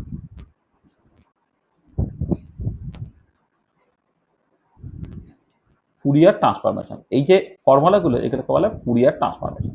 এই ফুরিয়ার ট্রান্সফরমেশন করলে পজিশন থেকে মোমেন্টাম, মোমেন্টাম থেকে পজিশন। এবারে পরে স্পেকট্রোস্কোপিতে দেখবে যে কোনো একটা স্পেকট্রা তুমি এক্স অ্যাক্সিস বরাবর টাইমও প্লট করতে পারো, এক্স অ্যাক্সিস বরাবর ফ্রিকোয়েন্সি প্লট করতে পারো। এই যে টাইম থেকে ফ্রিকোয়েন্সি, ফ্রিকোয়েন্সি থেকে টাইম, পজিশন থেকে মোমেন্টাম, মোমেন্টাম থেকে পজিশন, এইগুলোকে আনা হয় এই ফুরিয়ার ট্রান্সফরমেশন করে। তাহলে ম্যাথামেটিক্সের যে পার্টটাকে তোমাকে এক্সপ্লোর করতে হবে এই জিনিসগুলোকে বোঝার জন্য, সেটা হচ্ছে ফুরিয়ার ট্রান্সফরমেশন। আবার ওই বললাম গালাগাল দেবো আমি তোকে বেসিক্যালি পার্টিকুলারলি, যে আমার উপর যদি ভরসা করতিস তাহলে সেকেন্ড সেমিস্টারে আমি এই রিলেভেন্ট অঙ্কগুলো সব আমি করিয়ে দিতাম। হ্যাঁ, ঠিক আছে। আমি অন্যান্য বছরে, হ্যাঁ বলো। হ্যাঁ মানে আমি আসলে এইখানে যেহেতু আমি এইখানে একবার লিখেছি বলে ও ঠিকই বলেছো। এইটা বেসিক্যালি, এইটা তুমি যদি সেইভাবে দেখো তাহলে এখানে কিন্তু তিনটে ইন্ডিকেশন থাকবে এইটাতে বা এইটাতে, তোমার ট্রিপল ইন্টে, মানে এটা যখন পরের লাইন তুমি ভাঙবে ডিপিএক্স, ডিপিওয়াই, ডিপি যেটা হবে তার তিনটেই তোমার ইন্টিগ্রেশন হবে, মাইনাস ইনফিনিটি থেকে প্লাস ইনফিনিটি, মাইনাস ইনফিনিটি থেকে প্লাস ইনফিনিটি। একদমই ভালো খেয়াল করিয়েছো, ঠিক আছে। মানে এমনিতে আমি ওই minus infinity plus infinity just all space বোঝানোর জন্য। এবার অবভিয়াসলি আর কি, হ্যাঁ, এটা তুমি যখন আবার ধরো কার্টিজিয়ান থেকে যখন পোলারে তুমি যাবে, কার্টিজিয়ান থেকে পোলারে গেলে তোমাকে জাস্ট ওই তখন তো আর থিটা ফাই এর ফর্মে সবটা যাবে, তখন এই মাইনাস ইনফিনিটি থেকে প্লাস ইনফিনিটি এগুলোকে না বলে এগুলোকে তখন বলা উচিত হবে হচ্ছে তোমার ওই ধরো আরটা 0 থেকে ইনফিনিটি, থিটাটা 0 থেকে পাই, ফাইটা 0 থেকে 2 পাই, এইরকম ভাবে চেঞ্জগুলো হবে। মানে কার্টিজিয়ানে করলে এরকম সিচুয়েশন, কিন্তু যদি পোলারে করো তখন আবার জিনিসগুলো পাল্টে যাবে। আমি পুরোটাকে কার্টিজিয়ান লিখছি, পোলারে লিখে সেই মতো করে পাল্টাবে। 3 ডাইমেনশনে সার্টেনলি 3টে ইন্ডিকেশন থাকবে। একদমই ঠিক বলেছো, ঠিক আছে। আচ্ছা, এটা মানে আমি যখন মানে পরের কোন একটা সেমিস্টারে এই ম্যাথামেটিক্যাল ব্যাকগ্রাউন্ড গুলো পরিষ্কার করব, মানে আমি যখন 8-10টা ক্লাস নিয়ে থাকি আর কি, হ্যাঁ, সেই ক্লাসগুলো একটু যত্ন করে করবে, ঠিক আছে। আর না হলে কি বলতো, তুমি সাবজেক্টটাকে তোমাকে ওই লিঙ্কে লিঙ্কে দেখতে হবে, সাবজেক্টটাকে ডমিনেট করা যেটাকে বলে। হ্যাঁ, এই যে ওই বহরা কলেজের বিক্রম বলে এটি ছেলে ছিল, কারণ বিক্রমের ব্যাপারে আমি এই 2-3 দিন আগে, 2 দিন কেন, কাল পরশু দিন একটা ইনফরমেশন পেলাম বলে আমি মানে বললাম। বিক্রম আইআইএসসিতে পড়তে গিয়েছিল। বিক্রম ভীষণ ভালো প্লট আঁকতে পারতো, এই গ্রাফ টাফ গুলো আঁকা, তারপরে এই ম্যাথামেটিক্স এগুলো করতে পারতো আর কি। বিক্রম আইআইএসসিতে পড়তে গেল। বিক্রম হচ্ছে আমারই একজন ছাত্রের কাছে, ও আইআইএসসিতে জয়েন করেছে, ওর সাথে আমার দেখা হলো পরশু দিন একটা কনফারেন্সে আর কি। ও তো কি প্রশংসাই করলো বিক্রমে, যে নবদা তোমার ছাত্র বিক্রম আমার কাছে জয়েন করেছে, হ্যাঁ ও ভীষণ ভালো করছে কিন্তু এই করে। আমি বললাম যে কোন জায়গাগুলো তোর ওর টাইপিং মনে হচ্ছে, বললো যে অঙ্কটা এত ভালো কষে, প্লট টটগুলো সম্বন্ধে এত পরিষ্কার ধারণা আছে। ওরা অফলাইনে পড়তো এবং এই যখন ম্যাথামেটিক্স এবং প্লটগুলোকে শেখানো হয়েছিল, বিক্রম ভীষণ সিরিয়াসলি ওই ক্লাসগুলোকে করেছিল। এবং দেখো ও তার ফল ও আজকে পাচ্ছে, আইআইএসসি ব্যাঙ্গালোরে যখন পিএইচডি করছে তখনও এটা দারুণভাবে জিনিসটাকে দেখছে। এগুলো খুব ইম্পর্টেন্ট আর কি। হ্যাঁ, আইআইএসসিতে ভীষণ ভালো লাগে, জয়েন করেছে, ভীষণ ভালো করছে। ওই জন্য কি বলতো, লিঙ্কে সাবজেক্টগুলোকে দেখলে কিন্তু তোমার হবে না। আমার কাছে যখন এসছো, আমি যেগুলোকে শেখাচ্ছি, আমি যখন বলছি এটা ইম্পর্টেন্ট তো ইম্পর্টেন্ট, হ্যাঁ, তোমাকে সেটা করতে হবে আর কি। তা দেখো এই যে তোমাদের ব্যাচটা পার্টিকুলারলি হ্যান্ডিক্যাপ ব্যাচ হয়ে বেরোবে, কারণ তোমরা সেকেন্ড সেমিস্টারটা আমাকে প্রপারলি ইউটিলাইজই করলে না, আমি এতবার বলা সত্ত্বেও আর কি। যাকে মানে যদি ভুল বুঝতে পারো, হ্যাঁ, তাহলে ওই আমি তো একবার না একবার আবার করাবো, বা ইউটিউব ভিডিও আছে দেখে নেবে, যে fitness training for physical chemistry, এরকম একটা নাম দিয়ে আমি 14-15টা 2 ঘন্টার ক্লাস নিয়েছিলাম। সেই ক্লাসগুলো প্রত্যেকের জানার দরকার, মানে নামটাই কিরকম দিচ্ছি, fitness training for physical chemistry. তাহলে ওই 14-15টা ক্লাস যদি তুমি প্রপারলি বোঝো, তাহলে তোমার সবটা ওখানে করানো সম্ভব হয়নি, তারপরেও আবার কিছু কিছু জিনিস করানো হয়েছে আর কি। যদি করো তাহলে এইসব জিনিসপত্রগুলো তোমার না মানে মানে হেসে খেলে তুমি করতে পারবে। বুঝতে পেরেছো কৌস্তব? কলেজের মাস্টারমশাই এসব করাবে না। কলেজ মাস্টারমশাই ধরো মানে 3 জন মাস্টারমশাই ফিজিক্যাল কেমিস্ট্রি পড়াচ্ছেন, এ বলবে ওটা ওর দায়িত্ব, ও বলবে সেটা তার দায়িত্ব, সে বলবে সেটা তার দায়িত্ব। কিন্তু আমার কাছে যখন পড়তে আসছো, সবটাই তো আমার কাছে পড়ছো, তাহলে আমার দায়িত্ব হচ্ছে টোটাল ফিজিক্যাল কেমিস্ট্রি থেকে তৈরি করে দেওয়া। সেই জন্য যখন যেটা প্রপারলি করানো দরকার, হ্যাঁ, সিলেবাসটাকে মাথায় রেখে এবং তার সাথে সাথে কোন জায়গায় আমি একটু স্পেস পাচ্ছি, সেই জায়গাটা আমি এক্সট্রা জিনিসটা শিখিয়ে দেবো, পুরো জিনিসটা ছকা থাকে। কম দিন তো পড়াচ্ছি না, 22 বছর পড়ানো হয়ে গেল, 2002 থেকে পড়াচ্ছি, তাহলে 22 বছর পড়াচ্ছি, তো আমার একটা তো পরিষ্কার ধারণা তৈরি হয়েছে যে কোনটা কোনটা করতে টরতে হবে। সেইগুলো যদি ছেলেরা না করে তো আমি কি করে ছেলেদেরকে শেখাবো? এই কথা। যাকে চলো ফিরে আসি। হ্যাঁ হ্যাঁ স্যার, এটাও স্যার দেখেছি যে কলেজে স্যার আপনার মতো মানে এত কনসেপচুয়াল ক্ল্যারিটি পাওয়া যায় না, মানে না অনেক না, জায়গাগুলো অস্পষ্ট মানে থাকে। অস্পষ্ট বলতে প্রবলেম হচ্ছে কি, ওখানে তোমাকে বুঝতে হবে। যাদবপুরে তো আরোই বাজে অবস্থা। হ্যাঁ, যাদবপুরে ছেলেরা আজকে নেই। যাদবপুরে ধরো 60 জন টিচার, তার মধ্যে ফিজিক্যাল কেমিস্ট্রি টিচারই হচ্ছে 20 জন। এবার 20 জন টিচার ধরো, সে তো বিভিন্ন জায়গায় বিভিন্ন রকমের ট্রেনিং, তাদের প্রতি খুব বেশি কোঅর্ডিনেশন নেই। তাকে একটা একটা চ্যাপ্টার পড়াতে দিচ্ছে। তাহলে যে ওভারঅল ফিজিক্যাল কেমিস্ট্রি পড়ানোর জন্য একটা ওভারঅল একটা ব্যাকগ্রাউন্ড তৈরি করে, সেই ব্যাকগ্রাউন্ড কে ক্লিয়ার করবে? যার যে পার্টটা পড়ানোর কথা সে সেই পার্টটা তো সরাসরি পড়াতে যাচ্ছে না। তাহলে তো মানে সেটা সম্ভব হয় না। তো তাহলে আমাদের কলেজে খুব একটা অসুবিধা হয় না, তার কারণ হচ্ছে আমরা মাত্র 2 জন পড়াই, বা একদমই মানে আমরা আবার ইয়ার ভাগ টাইপের করে নিই বলে যে ঠিক আছে আমি সবটাই পড়াচ্ছি বলে আমার পক্ষে একটা একটা ওভারঅল ফিলিংস দেওয়া সম্ভব হচ্ছে। কিন্তু এইভাবে তুমি কলেজে সেই ফিলিংস তুমি পাবেই না। জেভিয়ার্স কলেজে ধরো ওদের 1 2 3 4 জন লোকে পড়াতো, এখন মানে 3 জন লোকে পড়াচ্ছে, তাই তো? হ্যাঁ, ইন্দ্রনীল দা, রাহুল দা আর তোমার রিনাদি পড়াচ্ছে, আশিস দা তো হয়ে গেছে। 3 জন লোকে 3 জন তো মানে বলে এটা ওর দায়িত্ব, ও বলে ওটা ওর দায়িত্ব, সে বলে সেটা তার দায়িত্ব। তো সে তার বয়ে গেছে তার ব্যাকগ্রাউন্ড ক্লিয়ার করতে। কিন্তু আমাকে তো সেই সুযোগটা দিতে হবে, তোমরা তো সুযোগটাই দিচ্ছ না। তোমরা তোমাদের মতো করে ডিসাইড করে ফেলছো। তাহলে আমি কি করে করবো? ছাত্রদেরকে তো আগে সেইটা আগে মানে গুরু বলছে মানে সেই কথাটা তো আগে অন্ধের মতো বিশ্বাস করতে হবে। বিশ্বাস না করলে তো মানে আমি বলছি কি মানে যুক্তি টুক্তি বিসর্জন দিয়ে বিশ্বাস করতে বলছি সেটা না, নিশ্চয়ই ভালোর জন্য বলছি। এই ফিলিংসটা তাহলে হতে হবে, সেটা তোমাদের নেই। দেখানো বলছে 7টার সময় সে ঘুম থেকে উঠতে পারছে না, আমি উঠতে পারছি, সে উঠতে পারছে না। তাহলে এত অ্যারোগেন্সি থাকলে তার কি করে ছাত্র মানুষ হবে বলো? হ্যাঁ, তাই না? এটা কি আমাদের সময় তো আমরা ভাবতেই পারতাম না আর কি। আমাদের তো সব মানে যখন দূরে সব পড়তে পড়তে যেতে হয়েছে, আমরা হচ্ছে বলো না 4:45-5টায় ঘুম থেকে উঠে সেই মানে স্যারের কাছে পড়ছি, স্যারের কাছে পড়তে গেছি কলেজ স্ট্রিটে হচ্ছে তোমার মানে 4:45টায় ঘুম থেকে উঠে 5টায় বেরিয়ে পড়তে হয়েছে, এরকম আর কি। আর এখন ছেলেরা সেসব মানে করবে না। চাকরি বাদ দাও, চলো। তা দেখো এবারে ফিরে এসো।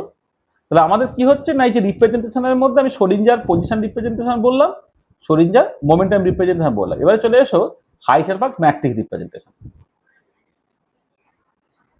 আচ্ছা, হাইসেনবার্গ ম্যাট্রিক রিপ্রেজেন্টেশনে কি হচ্ছে?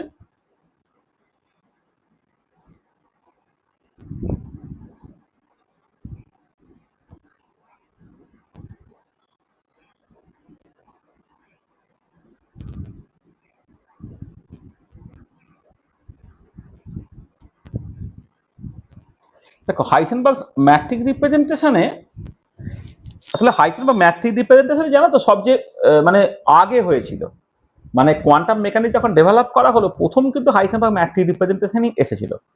মানে হাইসেনবার্গের অ্যাপ্রোচটা হচ্ছে এইরকম যে হাইসেনবার্গ যেটা ভাবলেন যে কোয়ান্টাম মেকানিক্স আর ক্লাসিক্যাল মেকানিক্সের মূল যে তফাৎটা, সেটা যে ক্লাসিক্যাল মেকানিক্সে সবকিছু কন্টিনিউয়াস, আর কোয়ান্টাম মেকানিক্সে কিন্তু সবকিছু কেমন ডিসক্রিট, মানে প্যাকেট প্যাকেট প্যাকেট প্যাকেট ব্যাপার। তার মানে তাকে এমন একটা ম্যাথামেটিক্যাল অ্যাপ্রোচ ব্যবহার করতে হবে, এমন একটা ম্যাথামেটিক্যাল টুল ব্যবহার করতে হবে যেখানে ডিসক্রিটনেসটা আছে।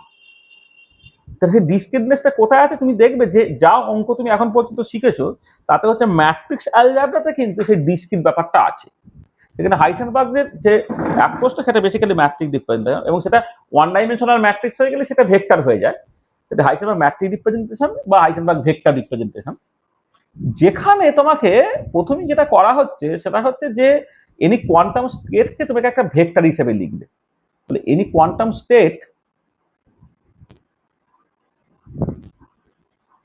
quantum state is represented by a vector, that is by a row matrix or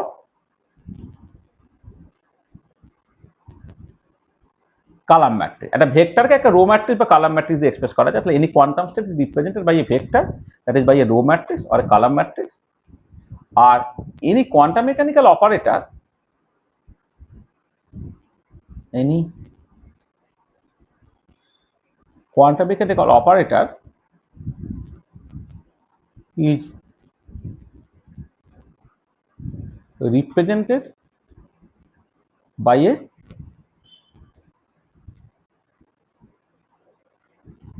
Hermitian square matrix. আচ্ছা, একটা ম্যাট্রিক্স কি কন্ডিশনে হার্মিশিয়ান সেটা আমি পরে বলছি। তাহলে any quantum mechanic operator represent by a Hermitian square matrix. তাহলে দেখো, এখন একটা কোয়ান্টাম স্টেটকে রিপ্রেজেন্ট করবে একটা ভেক্টর দিয়ে, একটা রো ম্যাট্রিক্স বা কালার ম্যাট্রিক্স দিয়ে, আর কোয়ান্টাম মেকানিক্যাল অপারেটরকে আমি রিপ্রেজেন্ট করবো একটা হার্মিশিয়ান স্কোয়ার ম্যাট্রিক্স দিয়ে। আচ্ছা, এখানে এবারে দু একটা কথাবার্তা একটুখানি বলে নেওয়া যায়।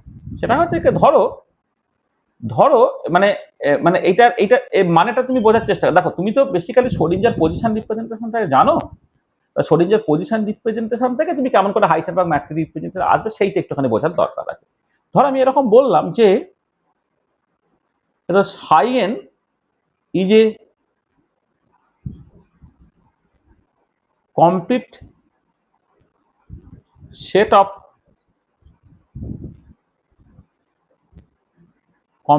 functions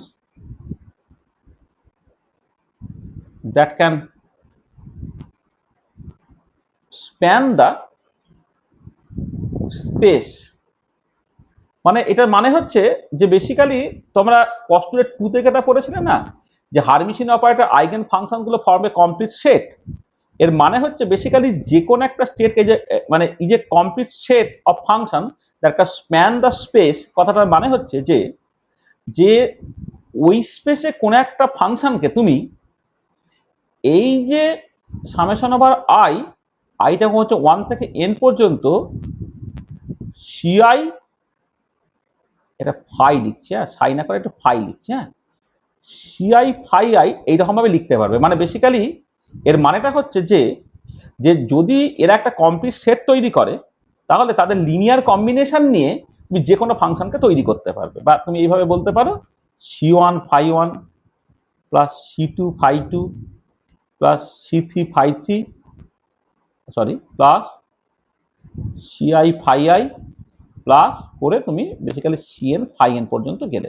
মানে ব্যাপারটা হচ্ছে যে যে কোনো একটা ফাংশনকে তুমি ফাই 1 ফাই 2 ফাই 3 করে ফাই এন পর্যন্ত তাদের লিনিয়ার কম্বিনেশনে লিখতে পারবে। লিখতে পারা মানে হচ্ছে সে বেসিক্যালি একটা কমপ্লিট সেট তৈরি করলো। মানে কমপ্লিট সেট কথাটার মানে হচ্ছে বেসিক্যালি এইটা, যে ফাই একটা কমপ্লিট সেট তৈরি করছে, ফাই এন এই যে সেট একটা কমপ্লিট সেট। মানে এটা একটা এক্সাম্পল দিয়ে তাহলে তোমার কাছে পরিষ্কার হবে। ধরো 3 ডাইমেনশনে আই জে কে এই যে 3টে ইউনিট ভেক্টর তুমি লেখো, তুমি দেখো যে 3 ডাইমেনশনে যে কোনো একটা ভেক্টরকে আই জে কে তাদের লিনিয়ার কম্বিনেশন ফর্মে তুমি লিখতে পারো। বা 2 ডাইমেনশনে আই আর জে, আইটা হচ্ছে unit vector along x direction, যেটা হচ্ছে unit vector along y direction. তাকে 2 ডাইমেনশনে যে কোনো একটা ভেক্টরকে তুমি এআই প্লাস বিজে এরকম ভাবে লিখতে পারবে। বা 3 ডাইমেনশনে যে কোনো একটা ভেক্টরকে এআই প্লাস বিজে প্লাস সি কে হিসেবে তুমি লিখতে পারবে।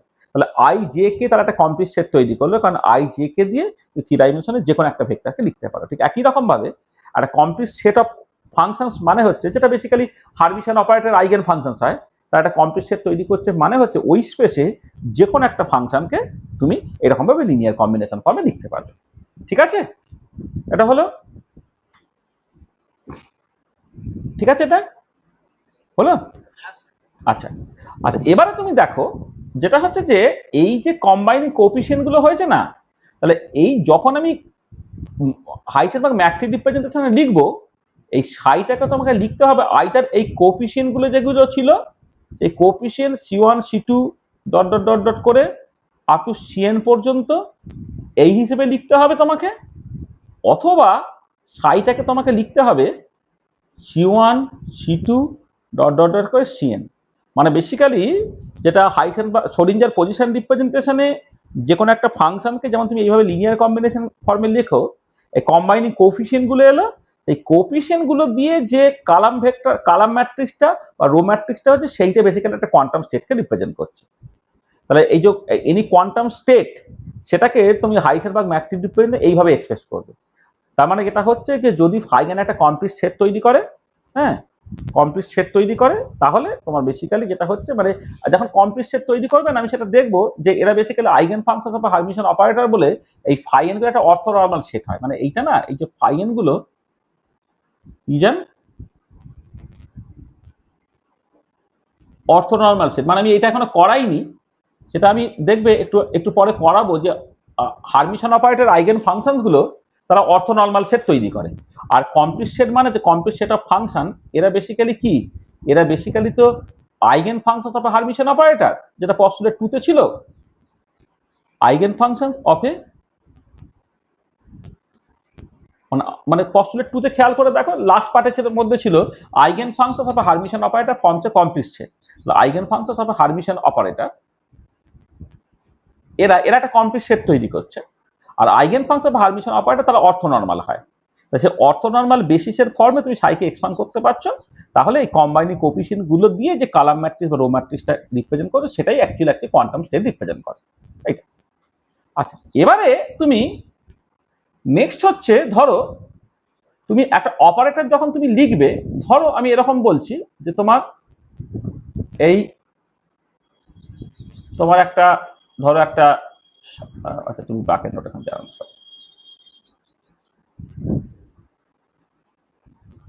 ধরো একটা কোয়ান্টাম মেকানিক্যাল অপারেটরকে যখন তুমি এক্সপ্রেস করবে, কোয়ান্টাম মেকানিক্যাল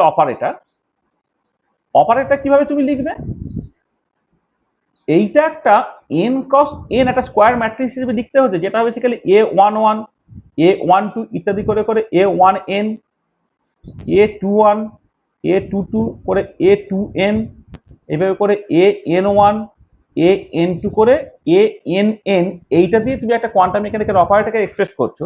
যেখানে a11টা কি, a11টা হচ্ছে ইন্টিগ্রাল ওভার অল স্পেস এই phi1 star A operator phi1 d tau. a12টা কি, integral over all space phi1 star A operator phi2 d tau. দেখো সোডিঞ্জার পজিশন রিপ্রেজেন্টেশনে এই ধরনের ইন্টিগ্রেশনের মানে আমার কাছে পরিষ্কার ছিল। এইভাবে যদি এ আই যেটাকে করি কি হবে, এটা integral over all space phi i star A operator phi j ডিটাও, এই ধরনের অ্যান্ড সো অন। এইটা তার মানে দেখো তোমার এইগুলোর মানে তোমাদের কাছে তো পরিষ্কার, মানে এই যে ডান দিকে যেগুলো আমি লিখলাম যেটা সোডিঞ্জার পজিশন রিপ্রেজেন্ট, এর মানে তো পরিষ্কার। তার মানে এইগুলোকে তোমার বলবে ম্যাট্রিক্স এলিমেন্ট, ঠিক আছে। তাহলে যে কোনো একটা যদি একটা ক্লাসিক্যাল অবজারভেবল হয় আর একার যদি তার কোয়ান্টাম মেকানিক্যাল অপারেটর হয়, তাহলে হাইসেনবার্গ ম্যাট্রিক্স রিপ্রেজেন্টেশন এই অপারেটরটাকে লিখতে হবে তোমার এই রকম করে, যেখানে এই ম্যাট্রিক্স এলিমেন্টগুলো দেখো তুমি এই রকম করে বের করতে পারো। তার মানে এই যে হারমিশন অপারেটর আইগেন ফাংশন তারা একটা কমপ্লিট সেট তৈরি করছে এবং তার একটা অর্থনর্মাল বেসিস তারা। তার জন্য তুমি যে কোনো একটা কোয়ান্টাম স্টেটকে তুমি এইরকম লিনিয়ার কম্বিনেশন ফর্মে লিখতে পারবে। যখন লিখতে পারলে তাহলে কম্বাইনিং কোএফিসিয়েন্ট গুলো দিয়ে তুমি কোয়ান্টাম স্টেটটাকে বুঝতে পারলে, আর কম্বাইনিং কোএফিসিয়েন্ট গুলো মানে আর তো করসপন্ডিং যে ম্যাট্রিক্স এলিমেন্ট গুলোকে পাবে, মানে হারমিশন যে কোনো একটা অপারেটর সেটা বেসিক্যালি একটা হারমিশন স্কোয়ার ম্যাট্রিক্স দিচ্ছে, সেই ম্যাট্রিক্সটাকে তুমি পাবে কেমন করে না, তোমার এই যে এইরকম ভাবে তোমাকে এই এলিমেন্ট গুলোকে ক্যালকুলেট করে নিতে হবে। হ্যাঁ, a11 a12 a13 dot dot dot dot বা a21 a22 dot dot dot dot এগুলোকে করে সেইগুলোকে তুমি একটা ম্যাট্রিক্স তৈরি করবে, সেইটা হয়ে যাবে হচ্ছে তোমার কোয়ান্টাম মেকানিক্যাল অপারেটর। তাহলে আমি যদি এইটা জানি, এইটা কেমন করে লেখা হচ্ছে সেইটা যদি তুমি জানো, এইটাকে যদি কেমন করে লেখা হচ্ছে তুমি জানো, তাহলে অটোমেটিক্যালি তুমি কোয়ান্টাম স্টেট এবং অপারেটরটাকে হাইসেনবার্গ ম্যাট্রিক্স রিপ্রেজেন্টেশনে পেয়ে যাবে। ঠিক আছে, বুঝতে পারলে কেমন করে করলাম? কি ঠিক আছে নাকি? আর এইখানে দুটো কথা বলি, সেটা হচ্ছে ধরো এই ট্রান্সপোজ অফ এ ম্যাট্রিক্স, তার মানেটা কি? ট্রান্সপোজ অফ এ ম্যাট্রিক্স এ ধরো আমি বললাম যে লেট এ ম্যাট্রিক্সটা হচ্ছে এরকম দেখতে, ধরো এ বি সি ডি, এটা হচ্ছে তোমার এ ম্যাট্রিক্সটা। তাহলে এ ট্রান্সপোজ যেটা, সেটা মানে হচ্ছে জাস্ট রো কলাম ইন্টারচেঞ্জ করে দেওয়া, মানে এ সি বি ডি মানে রো কলাম ইন্টারচেঞ্জ করে দেওয়া। মানে এখান থেকে এখানে তুমি যাচ্ছ কেমন করে না, রো আর কলাম ইন্টারচেঞ্জ করে দিলে তোমার ট্রান্সপোজ পাওয়া যায়। ট্রান্সপোজ মানে হচ্ছে তোমার রো কলাম ইন্টারচেঞ্জ করে দেওয়া, ঠিক আছে। আচ্ছা, এবারে আর একটা হচ্ছে Hermitian conjugate.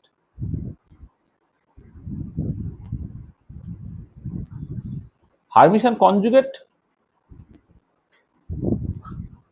Of a matrix A, সেখানে কি হবে তাহলে এ তার হারবিশিয়ান কনজুগেটকে ড্যাগার দিয়ে লিখতে হয়, টি নয় ড্যাগার। সেটা কি হবে না এই রো কলাম ইন্টারচেঞ্জ করলে করে প্রত্যেকটা তুমি কমপ্লেক্স কনজুগেট করছো, মানে রো কলাম ইন্টারচেঞ্জ করে কমপ্লেক্স কনজুগেট করে সেটা হয়ে যাবে হারবিশিয়ান কনজুগেট। আর এবারে পরিষ্কার হচ্ছে কিন্তু ইফ এই যে রিয়েল ম্যাট্রিক্স বা যদি এলিমেন্টগুলো সব রিয়েল হয়, দেন এর হারমিশন কনজুগেট আর এর ট্রান্সপোজের মধ্যে কিন্তু কোনো তফাৎ নেই, ঠিক আছে? তাহলে একটা ম্যাট্রিক্সের ট্রান্সপোজ নেওয়া মানে হচ্ছে রো কলাম ইন্টারচেঞ্জ করে দেওয়া, আর হারমিশন কনজুগেট নেওয়া মানে হচ্ছে রো কলাম ইন্টারচেঞ্জ করে প্রত্যেকটা কমপ্লেক্স কনজুগেট নেওয়া। যদি কমপ্লেক্স ম্যাট্রিক্স হয় তাহলে দেখো এই রো কলাম ইন্টারচেঞ্জ করে প্রত্যেকটা কমপ্লেক্স কনজুগেট দুটো আলাদা হয়ে যাবে। তাহলে যদি তোমার কমপ্লেক্স এলিমেন্টগুলো কমপ্লেক্স হয় তাহলে এর হারমিশন কনজুগেট আর এর ট্রান্সপোজ এক নয়, কিন্তু যদি রিয়েল ম্যাট্রিক্স হয় এর হারমিশন বা এর ট্রান্সপোজ হচ্ছে একই হয়। ঠিক আছে, বোঝা গেল? আচ্ছা, এবারে দেখো এইখান থেকে দু একটা জিনিস জাস্ট খুব ইজিলি করে দেওয়ার দরকার। সেটা হচ্ছে কি যদি এমন হয় যে if A transpose equal to A, মানে A transpose equal to A, then A is call a symmetric matrix, তাই তো? এইটা। আর যদি এ ট্রান্সপোজটা তোমার মাইনাস এ হয়, দেন এ ইজ কল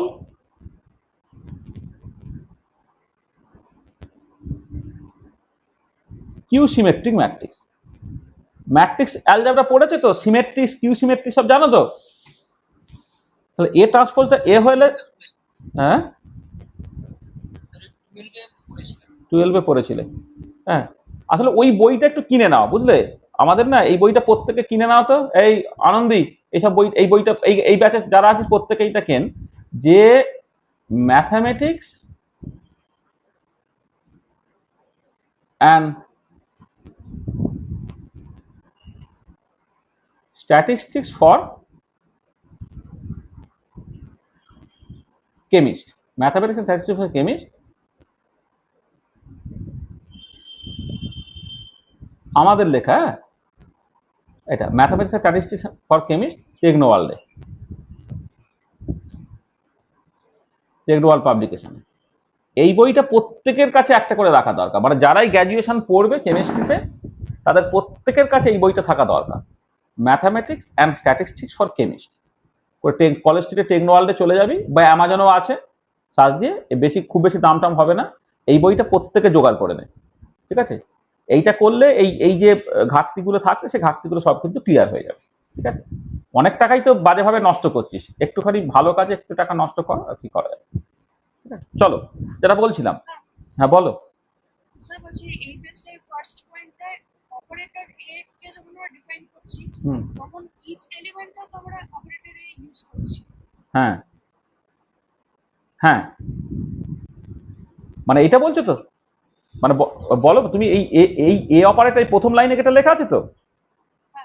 হ্যাঁ সেটাই তো, মানে এই যে একটা অপারেটরকে তুমি একটা ম্যাট্রিক্স হিসেবে দেখছো, তো ম্যাট্রিক্স লেখা মানে ম্যাট্রিক্স এলিমেন্ট লাগবে, ম্যাট্রিক্স এলিমেন্টগুলোকে তুমি পাচ্ছ কোথা থেকে না? ম্যাট্রিক্স এলিমেন্টগুলোকে পাচ্ছ এই যে কোয়ান্টাম মেকানিক্যাল অপারেটরটা তুমি, মানে আমি কি বলছি শোডিঞ্জার পজিশন রিপ্রেজেন্টেশন তুমি তো জানো, তাহলে পজিশন রিপ্রেজেন্টেশন থেকে যখন হাইজেনবার্গ ম্যাট্রিক্স রিপ্রেজেন্টেশন তুমি আনবে, তাহলে তুমি কিভাবে নিয়ে আসবে? কারণ শোডিঞ্জার পজিশন রিপ্রেজেন্টেশনে এ অপারেটরগুলোর মানে তোমার কাছে জানা, আর φ1 φ2 তার মানেগুলো যেহেতু জানা, তাহলে এই যে A11 A12 এগুলোর মানে দেখো এইখান থেকে তুমি পেয়ে যাচ্ছ। তাহলে শোডিঞ্জার পজিশন রিপ্রেজেন্টেশন একদমই, হ্যাঁ হ্যাঁ, এই যে এ ক্যাপ এইটা যেটা লেখা আছে এইটা হচ্ছে শোডিঞ্জার পজিশন রিপ্রেজেন্টেশনের অপারেটর, এইটা তবেই তো এই জিনিসগুলোর মানে। আর এইখানে যে অপারেটরটা লিখলে এটা হচ্ছে হাইজেনবার্গ ম্যাট্রিক্স রিপ্রেজেন্টেশনের অপারেটর, ঠিক আছে? যেটা আলটিমেটলি হলো সেটা হচ্ছে হাইজেনবার্গ ম্যাট্রিক্স রিপ্রেজেন্টেশন অপারেটর, এইটা মানে বেসিক্যালি তুমি এটাকে এইরকম ভাবে লিখতে পারো। ধরো হাইজেনবার্গ ম্যাট্রিক্স রিপ্রেজেন্টেশনে কোন একটা কোয়ান্টাম মেকানিক্যাল অপারেটরটা বেসিক্যালি হচ্ছে একটা স্কোয়ার ম্যাট্রিক্স, একটা ম্যাট্রিক্স আমি এইরকম ভাবে এক্সপ্রেস করছি, সেইটাকে এইরকম ভাবে তোমাকে লিখতে হবে, ঠিক আছে? হলো? আচ্ছা, তাহলে এ ট্রান্সপোজ যদি এ হয় তাহলে সিমেট্রিক হয়, এ ট্রান্সপোজ যদি মাইনাস হয় তাহলে স্কিউ সিমেট্রিক হয়। আচ্ছা, এবারে যদি ওটা কমপ্লেক্স হতো, তাহলে যদি এমন হতো যে ইফ এ অপারেটর তার হারমিশন, বা এ অপারেটরটা লিখতে হবে না, কোনো একটা ম্যাট্রিক্স ধর এ ম্যাট্রিক্স তার হারমিশন কনজুগেটটা যদি তোমার এ হয় এইটা, then A is said to be Hermitian, এটা হারমিশিয়ান ম্যাট্রিক্স। আর যদি এ হারমিশন কনজুগেটটা মাইনাস এ হয়, then A is said to be anti Hermitian matrix. একটা মানে সিমেট্রিক কিউ সিমেট্রিক হচ্ছে ট্রান্সপোজ দিয়ে, এ ট্রান্সপোজটা এ হলে সিমেট্রিক, এ ট্রান্সপোজটা মাইনাস এ হলে হচ্ছে তোমার কিউ সিমেট্রিক। আর এ হারমিশন কনজুগেটটা এ হলে যে মানে তোমার হারমিশন ম্যাট্রিক্স, আর এই হারমিশন কনজুগেটটা মাইনাস এ হলে এটা হচ্ছে অ্যান্টি হারমিশন ম্যাট্রিক্স। আচ্ছা, একটা জিনিস দেখো, বাই ডেফিনেশন এ ট্রান্সপোজের যদি ট্রান্সপোজ তুমি নাও, সেটা কত হবে? এ ইটসেলফ হবে। আর এ হারমিশন কনজুগেটের যদি হারমিশন কনজুগেট না, কি হবে সেটা? এ ইটসেলফ হবে। দেখো না, এ ট্রান্সপোজের রো কলাম ইন্টারচেঞ্জ করলে আবার রো কলাম ইন্টারচেঞ্জ করলে আগের জায়গায় ফিরে পাবে। আচ্ছা, রো কলাম ইন্টারচেঞ্জ করে কমপ্লেক্স কনজুগেট নিলে আবার রো কলাম ইন্টারচেঞ্জ করে কমপ্লেক্স কনজুগেট নিলে আগের জায়গায় ফিরে যাবে। এই দুটো খুব ইম্পর্টেন্ট, যে বাই ডেফিনেশন এ ট্রান্সপোজের ট্রান্সপোজ হচ্ছে তোমার এ ইটসেলফ, আর এ হারমিশন কনজুগেট কিন্তু এ ইটসেলফ। এই দুটো ইম্পর্টেন্ট জিনিস তোমাকে কিন্তু মাথায় রাখতে হবে, ঠিক আছে? এইটা হলো, এইটা হলো। তাহলে এইটা আমি জাস্ট বাই ডেফিনেশন বলে রাখলাম, তারপরে আরো অনেক কিছু থাকবে, সেগুলো পরে কথা। মানে আমি যেখানে যখন দেখো এই হাইফেনবার্গ ম্যাট্রিক রিপ্রেজেন্টেশনে বললাম, ম্যাট্রিক রিপ্রেজেন্টেশনে কথাবার্তা বললে তখন এই জিনিসগুলো খুব ইম্পর্টেন্ট। সেটা হচ্ছে যে তোমার সাইটাকে তুমি কেমন ভাবে এক্সপ্রেস করবে, হ্যাঁ, কোয়ান্টাম মেকানিক্যাল অপারেটরগুলো কেমন করে এক্সপ্রেস করবে, এবং কোয়ান্টাম মেকানিক্যাল অপারেটরগুলো যেহেতু মানে এখানে লিখেছিলাম দেখো, যে যেহেতু মানে কোয়ান্টাম মেকানিক্যাল অপারেটরগুলো হারমিশিয়ান হয়, সেই জন্য any quantum mechanical operator represented by Hermitian square matrix. Square matrix মানে যে রোয়ের সংখ্যা কলামের সংখ্যা সমান হলে সেটা যে স্কোয়ার ম্যাট্রিক্স, এবং সেই ম্যাট্রিক্সগুলো হারমিশিয়ান হতে হবে। তার মানে তুমি এই যে ম্যাট্রিক্সটা পেয়েছো, সেই ম্যাট্রিক্সের হারমিশিয়ান কনজুগেট কিন্তু তার সঙ্গে সমান হবে। কারণ কোয়ান্টাম মেকানিক্যাল অপারেটরগুলো তো হারমিশিয়ান হতে হয়, কোয়ান্টাম মেকানিক্যাল অপারেটরগুলো, তাহলে তার করসপন্ডিং অপারেটর ম্যাট্রিক্সটাও কিন্তু হারমিশিয়ান ম্যাট্রিক্স হতে হবে। হারমিশিয়ান ম্যাট্রিক্সের মানে কি আমি সেটা বলেছি। আচ্ছা, আর একটা ইম্পর্টেন্ট পয়েন্ট তুমি দেখো, সেটা হচ্ছে যে এই যে এখানে তুমি সাইটাকে যদি এরকম ভাবে লেখো, ধরো ইফ সাইটাকে তুমি এইরকম ভাবে লিখলে C1 C2 dot dot dot dot করে Cn এরকম একটা কালাম ম্যাট্রিক্স হিসেবে লিখলে, তাহলে দেন সাই এর কমপ্লেক্স কনজুগেট কি লিখতে হবে জানো তো? রো করে দিতে হবে, করে প্রত্যেকটা কমপ্লেক্স কনজুগেট করতে হবে। এইটা তাহলে যদি সাইটাকে তুমি এরকম কালাম ম্যাট্রিক্স হিসেবে লেখো, তাহলে তার কমপ্লেক্স কনজুগেট মানে হচ্ছে রো কলাম ইন্টারচেঞ্জ দিয়ে প্রত্যেকটা কমপ্লেক্স কনজুগেট হয়ে যাবে। সাজ দ্যাট যদি সাই স্টার সাই করো, মানে কি C1 star C2 star dot dot dot Cn star, তার সাথে গুণ হচ্ছে কার? C1 C2 dot dot dot Cn। আচ্ছা, এইটা কত? রো একটা, কালাম এনটা, এটা কত? কালাম এনটা, রো একটা। তাহলে উত্তরটা কত বেরোবে? একটা 1/1 ম্যাট্রিক্স বেরোবে, অর্থাৎ স্কেলার কোয়ান্টিটি হবে। তাহলে সেটা কত হবে? C1 modulus square plus C2 modulus square বা dot dot dot plus Cn modulus square. এইটা দিকে স্কেলার, ঠিক আছে? স্কেলার কোয়ান্টিটি, সাইজটা সাই কিন্তু একটা স্কেলার কোয়ান্টিটি হয়, ঠিক আছে? তাহলে যদি সাইটাকে তুমি কালাম ম্যাট্রিক্স হিসেবে লেখো, আর সাই স্টারটাকে, তাহলে তার রো ম্যাট্রিক্স হয়ে যাবে উইথ এ কমপ্লেক্স কনজুগেট। আর বাঁদিকে সাইটা ডান দিকে সাই দিয়ে তোমাকে গুণ করতে হবে, বাঁদিকে সাইটা ডান দিকে সাই দিয়ে গুণ করলে তবে তুমি একটা স্কেলার কোয়ান্টিটি পাবে। আচ্ছা, উল্টো দিকে কেউ এরকমও করতে পারতো। দেখো, আমি যে কোয়ান্টাম মেকানিক্যাল মানে ওয়েভ ফাংশনটাকে যেমন কালাম ম্যাট্রিক্স হিসেবে আমি লিখতে পারি, তেমন আমি বলেছিলাম না অর বলে রো ম্যাট্রিক্স হিসেবেও লেখা যায়। তাহলে কেউ যদি রো ম্যাট্রিক্স হিসেবে লেখে, তাহলে অর সাইটাকে যদি কেউ এইরকম ভাবে লেখে C1 C2 dot dot dot dot Cn হিসেবে লেখে, তাহলে সাই স্টার কি লিখতে হবে? তখন হচ্ছে তোমার C1 C2 ডট ডট করে Cn করে প্রত্যেকটা কমপ্লেক্স কনজুগেট করতে হবে। মানে ওইটা রো হলে এটা যে কলাম, দেন কিন্তু তোমাকে গুণটা করতে হবে সাই স্টার।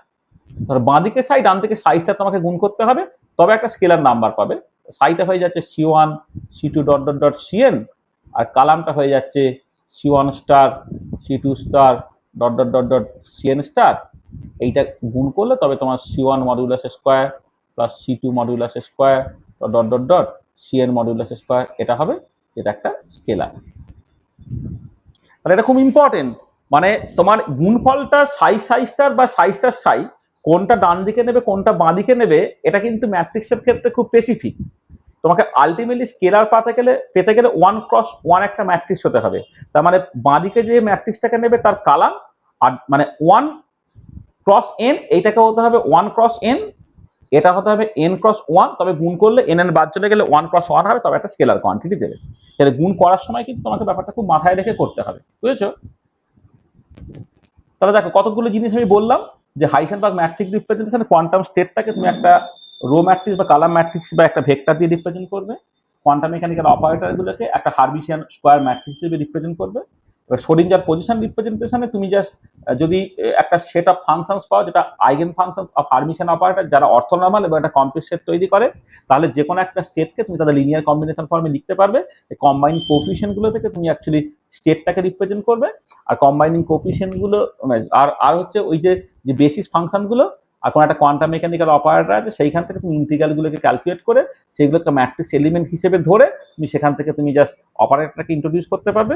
এবং খেয়াল রাখতে হবে সেই অপারেটরটা হারমিশন হতে হবে বলে তোমার এ হারমিশন কনজুগেট এর সঙ্গে সমান হতে হবে। এইটা এই যে এ হারমিশন কনজুগেট এর সঙ্গে সমান হতে হবে। আর বাই ডেফিনেশন এ ট্রান্সপোজের ট্রান্সপোজ হচ্ছে এ হয়, এ হারমিশন কনজুগেট এ হয়। এগুলো অনেক রকমের অনেক থিওরেম এক্সপ্রেস করতে তোমার কাজে লাগবে।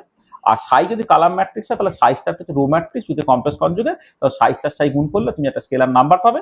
আবার উল্টো দিকে যদি তোমার সাইটাকে তুমি রো ম্যাট্রিক্স করো তাহলে সাই স্টার কালাম ম্যাট্রিক্স, তখন সাই স্টার গুণ করলে তুমি একটা স্কেলার ম্যাট্রিক্স স্কেলার নাম্বার পাবে। ঠিক আছে, যা বলেছি পরিষ্কার এখন পর্যন্ত? আচ্ছা আচ্ছা, এবারে নেক্সট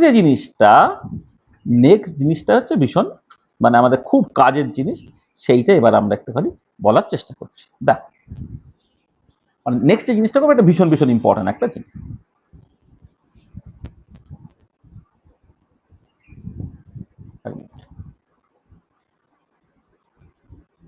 নেক্সট চলে এসো তোমার Dirac representation.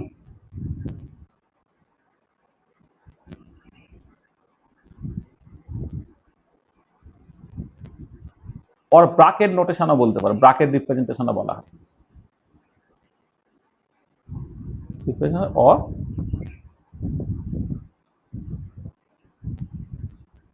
Bracket representation,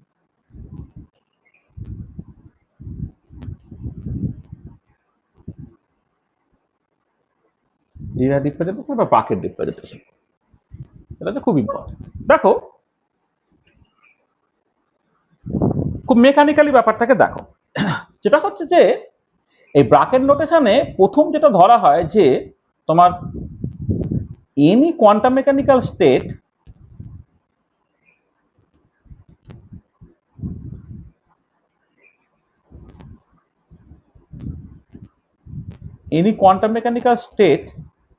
is represented by a vector in an infinitesimal মানে ইনফাইনাইট ডাইমেনশনাল, হ্যাঁ মানে তোমার আচ্ছা ঠিক আছে, এটা মানে একবারই লিখে দিচ্ছি। Any quantum mechanical state is represented by a vector in an infinite dimensional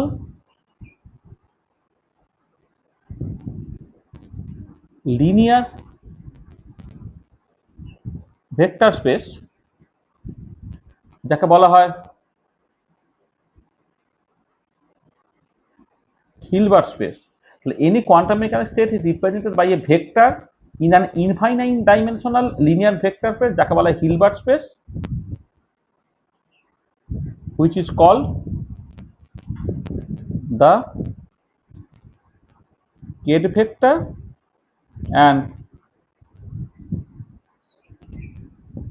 expressed as এইটা মানে আচ্ছা লিনিয়ার ভেক্টর স্পেস কি তুমি জানো, মানে তোমাদের যে অঙ্কের যে নর্মাল নলেজ তাতে তুমি ভেক্টর স্পেস বলতে তুমি কি বোঝো এবং লিনিয়ার ভেক্টর স্পেস বলতে তোমার কি কি বোঝো। যে লিনিয়ার ভেক্টর স্পেস কিছু কিছু অ্যাক্সিওমস ওবে করতে হয় বা কিছু কিছু প্রপার্টি ওবে করতে হয়, সেগুলো তোমার জানা আছে।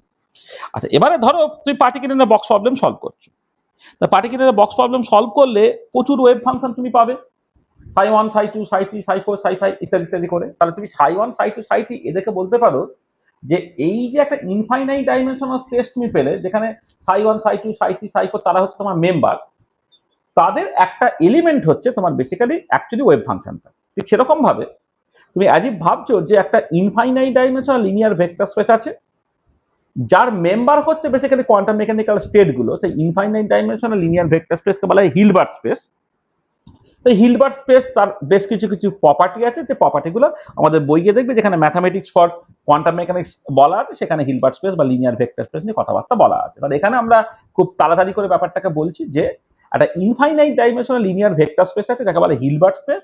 এই হিলবার্ট স্পেসের একটা এলিমেন্ট যেটা, সেটা হচ্ছে তোমার বেসিক্যালি তোমার কোয়ান্টাম মেকানিক্যাল স্টেটটা।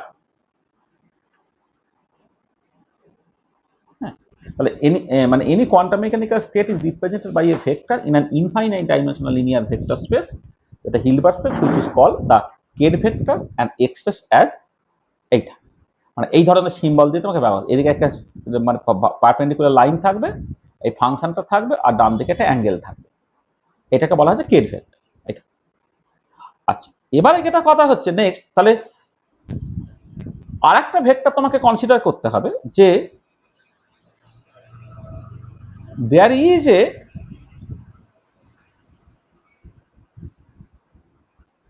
complementary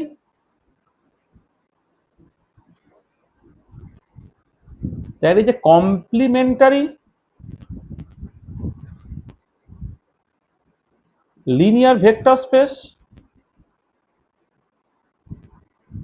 এই স্টিলে, মানে এই যে ভেক্টর এই যে হিলবার্ট স্পেসটাকে না এইভাবে এক্সপ্রেস করা হয়, হ্যাঁ এইচ হিসেবে এক্সপ্রেস করা, হিলবার্ট স্পেসটাকে এইচ হিসেবে এক্সপ্রেস করা হয়।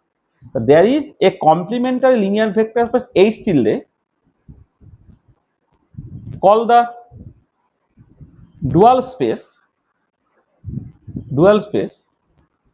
and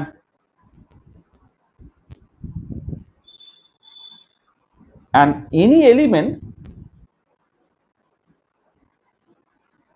in the dual space is called the bra vector। এটা যেমন k ভেক্টর ছিল, এটা হচ্ছে bra vector and express as, ধরো এটা আমি ফাই এইরকম ভাবে নাম দিলাম, মানে এটা হচ্ছে ডান দিকে ভার্টিক্যাল লাইনটা, বাঁ দিকে অ্যাঙ্গেলটা। তাহলে এটা কথা হচ্ছে যে তোমার যেমন একটা হিলবার্ট স্পেস থাকে, একটা তার ডুয়াল স্পেস থাকে, একটা কমপ্লিমেন্টারি ভেক্টর স্পেস থাকে, দেখো একটা ডুয়াল স্পেস, আর ডুয়াল স্পেসের একটা এলিমেন্ট সেটা হচ্ছে বেসিক্যালি তোমার ব্রা ভেক্টর। আচ্ছা এই ডুয়াল স্পেস জিনিসটা একটুখানি বোঝা যাক। ধরো আমি এই দিকে ধরো তোমার একটা এই চিহ্নটাকে বললাম যেটা তোমার ডুয়াল স্পেস, আর এদিকে ধরো তুমি এইচটাকে বললে যেটা তোমার নর্মাল হিলবার্ট স্পেসটা, এটা হিলবার্ট স্পেস। তাহলে হিলবার্ট স্পেসের করসপন্ডিং ডুয়াল স্পেসটা হচ্ছে এইটা। এর একটা এলিমেন্ট তুমি নিচ্ছ, ধরে নাও তোমার সাই এর একটা এলিমেন্ট, আর এর একটা এলিমেন্ট তুমি ধরছো সেটা হচ্ছে ব্রা, এইটা।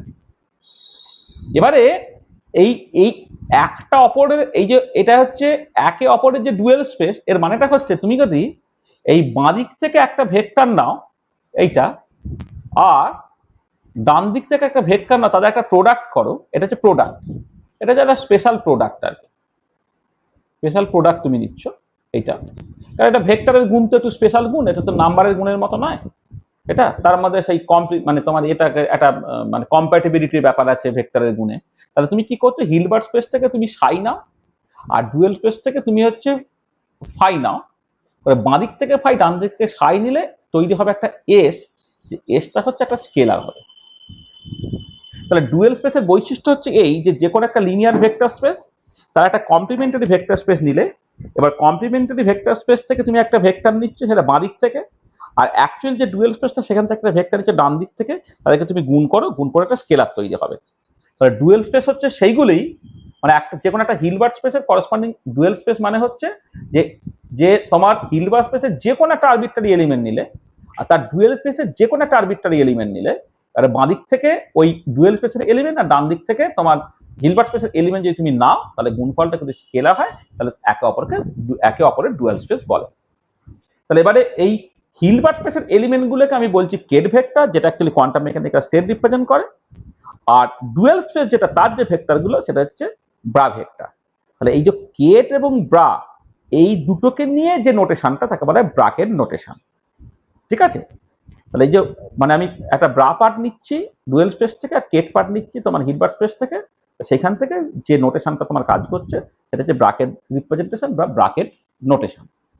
ব্রাকেট নোটেশনটা তোমাকে ভালো করে মানে বুঝতে গেলে তোমাকে প্রথমে মেকানিক্যালি জিনিসটাকে করে নাও। সেটা হচ্ছে কি হলো দেখো, যে তোমার মানে কতগুলো জিনিস একটুখানি বলে নিই এখানে, যে যেটা ইম্পর্টেন্ট সেটা হচ্ছে এই যে ধরো একটা তোমার কেট ভেক্টর আছে, সেই কেট ভেক্টরে কমপ্লেক্স কনজুগেট নিলে যেটা তৈরি হয় সেটা হচ্ছে তার ব্রা ভেক্টরটা তৈরি হয়। অর যদি তুমি ব্রা ভেক্টরটাকে নাও, তার যদি কমপ্লেক্স কনজুগেট নাও তাহলে সেটা তোমার কেট ভেক্টরটাকে তৈরি হয়। মানে কেট ভেক্টরে কমপ্লেক্স কনজুগেট ব্রা ভেক্টর আর ব্রা ভেক্টরে কমপ্লেক্স কনজুগেট কেট ভেক্টর। আচ্ছা, এবং ক্লিয়ারলি যেটা হচ্ছে তোমার ক্লিয়ারলি ধরো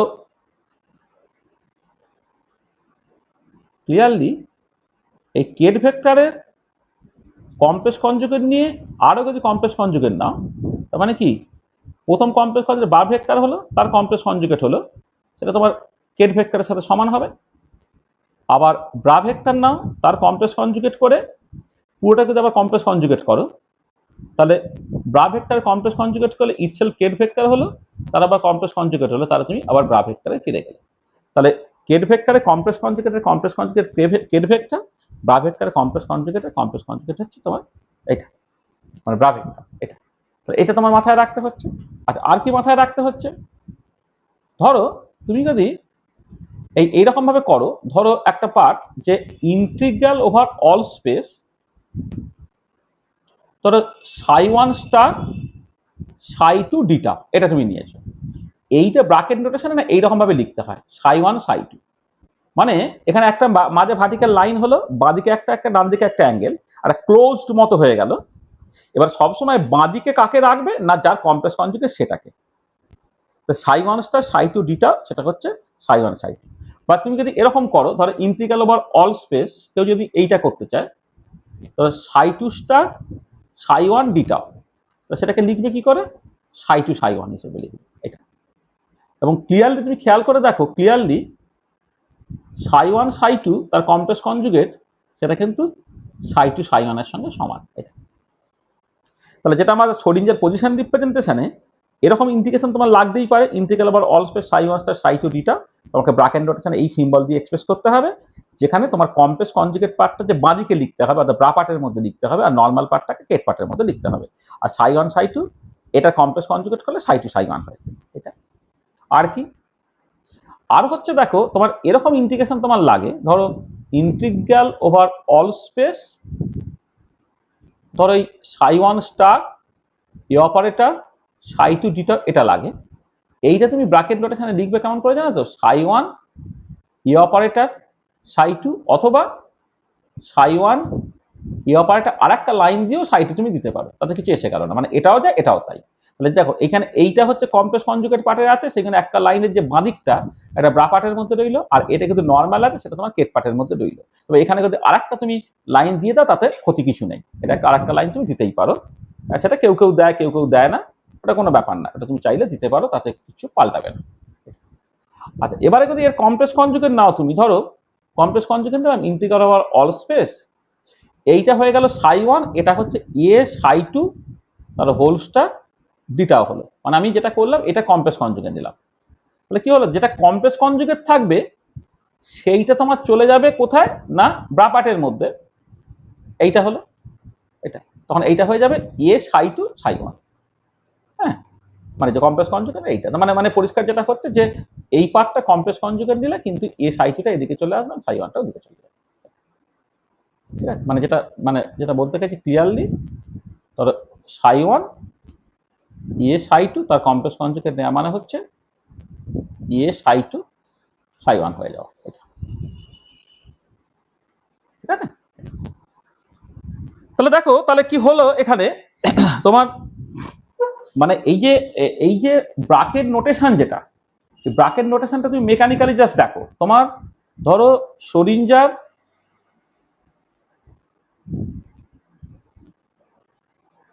পজিশন রিপ্রেজেন্টেশনে তুমি সবকিছু জানো, সেইখান থেকে যদি তুমি ডিরাক রিপ্রেজেন্টেশন ব্রাকেট রিপ্রেজেন্টেশনে আসো,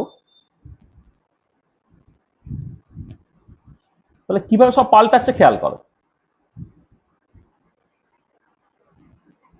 প্রথম কথা হচ্ছে যে একটা কোয়ান্টাম স্টেট সাইটাকে তুমি কিভাবে এক্সপ্রেস করেছিলে, সাইটাকে as a function of position তুমি এক্সপ্রেস করেছিলে, এখানে কোয়ান্টাম স্টেটটাকে তুমি কের ভেক্টর দিয়ে তুমি এক্সপ্রেস করবে। আচ্ছা, এবারে কমপ্লেক্স কনজুগেট অফ সাই, সেটাকে তুমি কেমন করে এক্সপ্রেস করতে, সাই স্টার বলতে এটাকে তুমি কি করবে,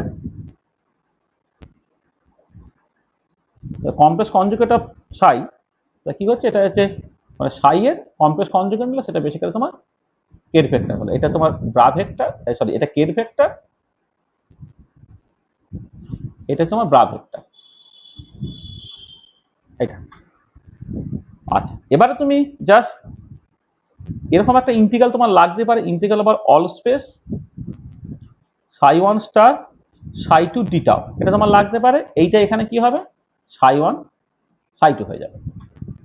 আচ্ছা, এরকম তোমার লাগতেই পারে ইন্টিগ্রাল ওভার অল স্পেস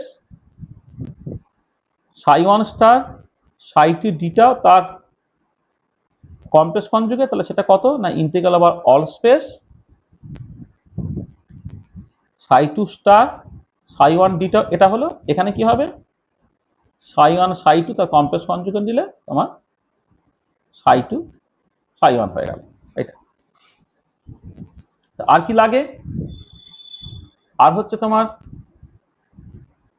এ মানে করে একটা কিছু অ্যাভারেজ যখন তুমি ক্যালকুলেট করছো বা দরকার নেই, তুমি এরকম একটা ম্যাট্রিক্স এলিমেন্ট তুমি ক্যালকুলেট করছো, ধরো ইন্টিগ্রাল ওভার অল স্পেস একটা arbitrary function psi one star A operator psi two d tau, এটা তোমার সরিঞ্জার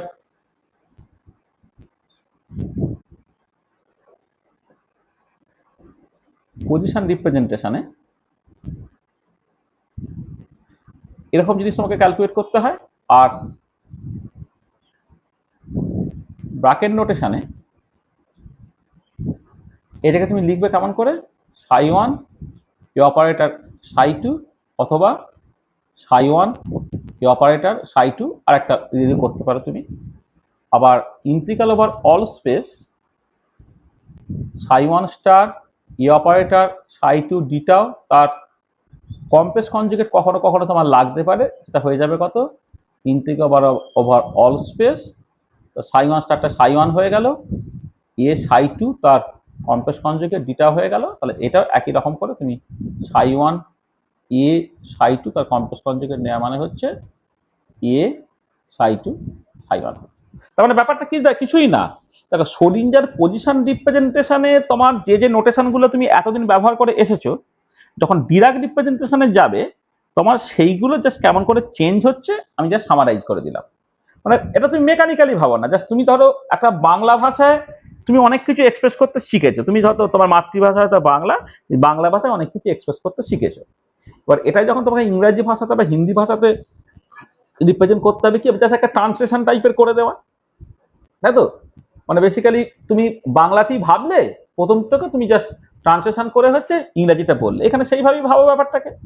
তুমি তো সরিঞ্জার পজিশন রিপ্রেজেন্টেশনে সবকিছু বুঝে নিয়েছো, সরিঞ্জার পজিশন রিপ্রেজেন্টেশনে সব কিছু বুঝে নাও, সরিঞ্জার যখন তুমি এই মানে হাইসেনবার্গ বলছি ডিরাক রিপ্রেজেন্টেশনে যখন তুমি যাবে, হ্যাঁ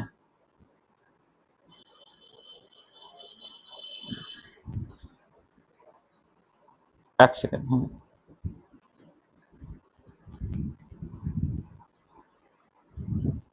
এক মিনিট,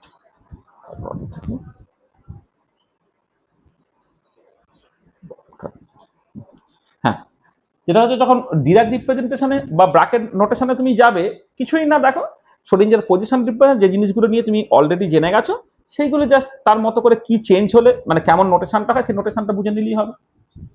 এবং এখানে আমি তাকে সামারাইজ করে দিলাম যে শোডিঞ্জার পজিশন রিপ্রেজেন্টেশন থেকে ব্র্যাকেট নোটেশনে গেলে তোমার কিভাবে কোন জিনিসটা কিভাবে কি চেঞ্জ হচ্ছে। ঠিক আছে, বোঝা গেল? হ্যাঁ স্যার। ঠিক আছে, এটা এই হচ্ছে মূল তোমার ব্যাপারটা। ঠিক আছে, এইটা একটুখানি খেয়াল রাখতে হবে। হ্যাঁ, এইটা তোমার কটা বাজে, ঠিক আছে এইটা। তাহলে দেখো আমি কি করলাম। হ্যালো, শুনতে পাচ্ছ তোমার কথা? হ্যালো হ্যালো হ্যালো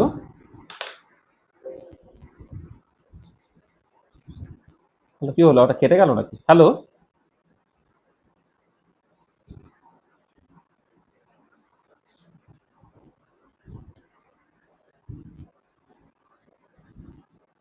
চলো।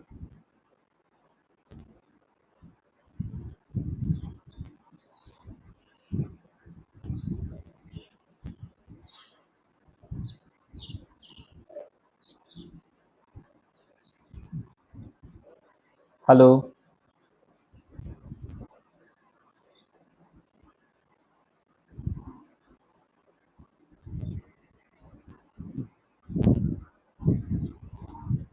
হ্যাঁ হ্যাঁ, এক মুহূর্তের জন্য কেটে গিয়েছিল।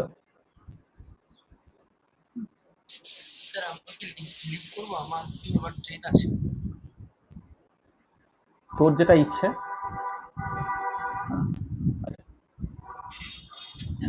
আচ্ছা দেখো,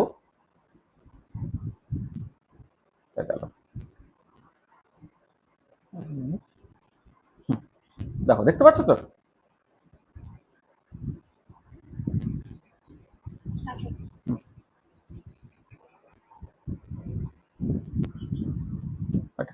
দেখো তাহলে আমরা যেটা করলাম সেটা হচ্ছে যে different representation in quantum mechanics সেটা আমরা কাজ বুঝে নিতে পারলাম। ঠিক আছে, তাহলে দেখো শোডিঞ্জার পজিশন রিপ্রেজেন্টেশন আমি অনেক কিছু জানি, সেইখান থেকে Schrodinger momentum representation, Heisenberg matrix representation এবং সর্বোপরি যে ব্র্যাকেট নোটেশন, এগুলো আমার পক্ষে জাস্ট জানা হয়ে গেছে। তার মানে এখন তোমাকে না আর মানে এই যে ব্র্যাকেট নোটেশনটা করার অ্যাডভান্টেজটা কি দেখো। অ্যাডভান্টেজটা কি দেখো, ধরো লেটসে তুমি মানে মানে অ্যাডভান্টেজটা কিরকম হচ্ছে দেখো, ধরো আমি পস্টুলেট 4-এ, ধরো পস্টুলেট 4-এতে তুমি কোনো একটা ক্লাসিক্যাল অবজারভেবলে তুমি অ্যাভারেজ ক্যালকুলেট করছো। অ্যাভারেজ ক্যালকুলেট করে তোমার কি লিখতে হচ্ছে না, ইন্টিগ্রাল ওভার অল স্পেস, খুব ছোট করে লিখলে তোমাকে যেটা লিখতে হচ্ছে integral over all space psi star E operator psi d tau by integral over all space psi star psi d tau, এটা তোমার লিখতে হচ্ছে। আর এটাই এখন দেখো যখন তুমি ব্র্যাকেট নোটেশনে লিখলে কি হচ্ছে দেখো, এইদিকে তুমি যা লিখে ফেলতে পারছো সাই SI by Sai Sai. Just তুমি খেয়াল করে দেখো তো যে আগের লেখাটা আর পরের লেখাটা, আগের লেখাটা যতটা ক্লামজি বা এতটা বেশি সময় লাগছে তার তুলনায় পরের লেখাটা দেখো খুব ইজিলি হয়ে যাচ্ছে, খুব ইজিলি হয়ে যাচ্ছে। তুমি একটা অর্থগোনালিটি ধরো চেক করছো, এটা হচ্ছে পস্টুলেট 4-এ যখন তুমি অ্যাভারেজ ভ্যালু ক্যালকুলেট করছো, অ্যাভারেজ ভ্যালু ক্যালকুলেট করছো, তো অ্যাভারেজ ভ্যালু ক্যালকুলেট করার সময় তোমাকে লিখতে হচ্ছে এরকম কমপ্লিকেটেড ওয়েতে, দেখো এখন কত সহজে তুমি লিখতে পারছো। এছাড়া ধরো তুমি একটা অর্থগোনালিটি অর্থ নর্মালিটি চেক করছো, অর্থ নর্মালিটি চেক করছো, তোমার কি করছে এরকম জিনিস ক্যালকুলেট করতে হচ্ছে ইন্টিগ্রাল ওভার অল স্পেস, ধরো একটা ফাংশন সাই আই তার কমপ্লেক্স কনজুগেট ইন্টু সাই জে ইন্টু ডিটাও, এইটাকে তোমাকে লিখতে হচ্ছে ডেল্টা আই জে। আর এখানে তোমাকে কি করতে হচ্ছে দেখো, just simply Sai I Sai J, এইটা হচ্ছে তোমার ডেল্টা আই জে। দেখো আগেরটা কত ক্লামজি লেখা, পরেরটা দেখো কত ইজি লেখা। তার মানে এই সুবিধাগুলো তুমি পাবে। মানে ব্র্যাকেট নোটেশন এই মুহূর্তে তোমাকে কিন্তু আলাদা কিছু হেল্প করছে না, তোমাকে যেটা করছে সেটা হচ্ছে যে তুমি যেটা শোডিঞ্জার পজিশন রিপ্রেজেন্টেশনে যে জিনিসগুলো বেশ ক্লামজি দেখতে ছিল হ্যাঁ, মানে নোটেশনালি আর কি ক্লামজি দেখতে ছিল, এখন কিন্তু সেটা খুব ইজিলি তুমি লিখতে পারবে। এটা একটা অ্যাডভান্টেজ। আর সেকেন্ড অ্যাডভান্টেজটা কি দেখো, এই যে কেট ভেক্টরটা, সেই কেট ভেক্টরটা হাইপোথেটিক্যাল একটা স্পেস আছে, অ্যাবস্ট্রাক্ট লিনিয়ার ভেক্টর স্পেস, যেটা হচ্ছে হিলবার্ট স্পেস, তার একটা মেম্বার। আর এবারে এর সাথে খেয়াল করো তোমার জাস্ট এই যে তুমি যদি এই যে কেট ভেক্টরটা এইটাকে তুমি না মনে মনে তুমি জাস্ট এই C1 C2 dot dot dot, আমি হাইজেনবার্গ ম্যাট্রিক রিপ্রেজেন্টেশনে তো আমি কোন একটা কোয়ান্টাম মেকানিক্যাল স্টেটকে একটা ভেক্টর হিসেবে লিখেছিলাম, ঠিক আছে? তাহলে যদি লিখি তাহলে তুমি বেটার হচ্ছে এটাকে একটা সবসময় একটা কালাম ভেক্টর হিসেবে লেখো, সাইটাকে তুমি একটা কালাম ভেক্টর হিসেবে লেখো। তাহলে তোমার যেটা হবে যে ধরো একটা ক্যালকুলেট করলে তোমার এর যে কমপ্লেক্স কনজুগেট যখন তুমি নিচ্ছ এইটা, তাহলে এটা কি হবে, suddenly C1 star C2 star dot dot করে Cn স্টার হবে এইটা। এবারে যখন তুমি এই মানে এদিক থেকে কেট আর এদিক থেকে সাই তুমি গুণ করছো, মানে বেসিক্যালি দেখো এখন গুণের মানেটা তোমার কাছে পরিষ্কার হয়ে যাবে, dot dot dot Cn star এইটা, আর এটা হচ্ছে C1 C2 dot dot dot Cn এইটা, এবং সেটা দেখো পরিষ্কার C1 modulus square plus C2 modulus square plus dot dot dot একটা Cn মডিউলাস স্কোয়ার হবে, এবং এটা হচ্ছে একটা স্কেলার কোয়ান্টিটি দেবে যেটা হচ্ছে টোটাল প্রবাবিলিটি রিপ্রেজেন্ট করে। তার মানে না, যেটা তোমার এই যে কেট ভেক্টরটা খায় না মাথায় দেয়, সেটাকে তুমি জাস্ট মনে মনে ভাবো যে হাইজেনবার্গ ম্যাট্রিক্স রিপ্রেজেন্টেশনে কেট ভেক্টরকে জাস্ট সিম্পলি একটা কালাম ম্যাট্রিক্স হিসেবে যেমন তুমি লিখতে পারো, তো এখানে কেট ভেক্টরকে তুমি কালাম ম্যাট্রিক্স হিসেবে লেখো। তাহলে ব্রা ভেক্টরটা সার্টেনলি একটা রো ম্যাট্রিক্স হলো উইথ কমপ্লেক্স কনজুগেট। আদারওয়ে ব্যাপারটাকে কিন্তু করো না, মানে তখন কেট ভেক্টরটাকে যদি তুমি রো ম্যাট্রিক্স ধরো, তখন কিন্তু অনেক কিছু সব পাল্টে যাবে। তাহলে বেটার হচ্ছে সবসময় কেট ভেক্টরটা কালাম ম্যাট্রিক্স ধরো। তাহলে কমপ্লেক্স কনজুগেট যেটা তুমি নিচ্ছ, যেটা বেসিক্যালি ব্রা ভেক্টরটা, সেটা রো ম্যাট্রিক্স হয়ে যাবে। তখন বাঁ দিক থেকে ব্রা ভেক্টর আর ডান দিক থেকে কেট ভেক্টর গুণ করলে তুমি স্কেলার নাম্বারটা কিন্তু পাবে। এইটা, এটাকে মাথায় রাখবে তুমি। তা দেখো তোমার কিছু সবকিছু বুঝতে একরকমের সুবিধা হয়ে যাচ্ছে আর এইগুলো। তো সেই অ্যাডভান্টেজগুলো তুমি পাবে বেসিক্যালি। এটা তো আমার মনে হয় আজকে ওই সব ক্লাসটা সাথে বলছো, তাহলে আমরা এখানে গিয়ে শেষ করে দিই। আমরা যেটা মানে নেক্সট দিন যেটা করব, নেক্সট দিন আসলে এখনো বেশ কিছু জিনিসপত্র বাকি আছে আমাদের, আমরা যেটা করতে চেয়েছিলাম সেই পর্যন্ত আজকে যেতেই পারলাম না, তার আগে অন্য একটা জিনিস নিয়ে আলোচনা করা হয়ে গেল।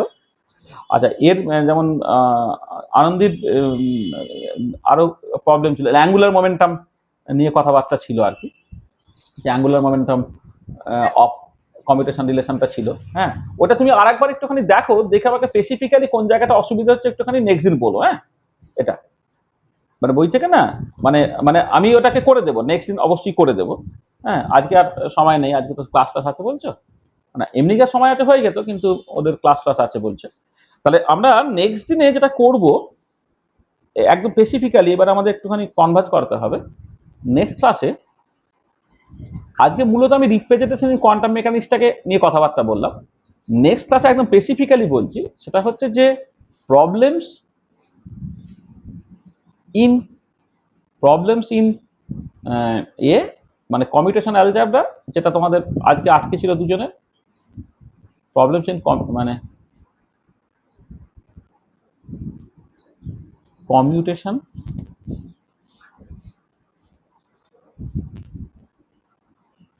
অ্যালজেব্রা এইটা। আচ্ছা, আর কম্পিউটেশনাল অ্যালজেব্রা একটা থিওরেম ছিল, সেই থিওরেমটাকে করা হয়নি, থিওরেমস ইন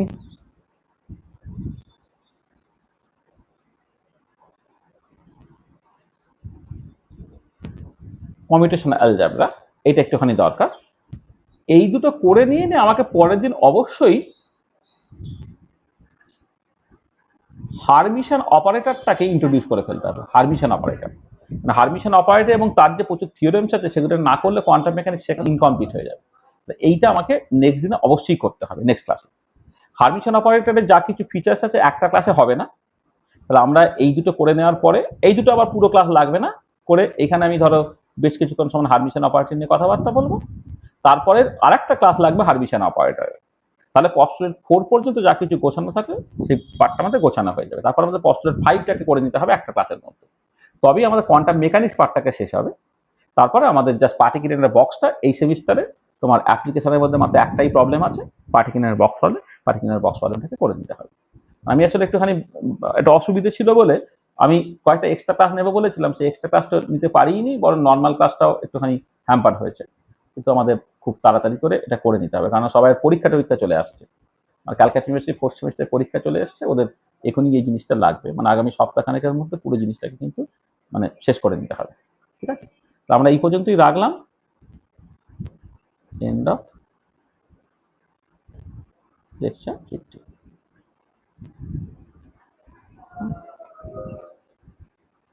বলো, তোমাদের কারো যদি কিছু অসুবিধা থাকে বলে নাও।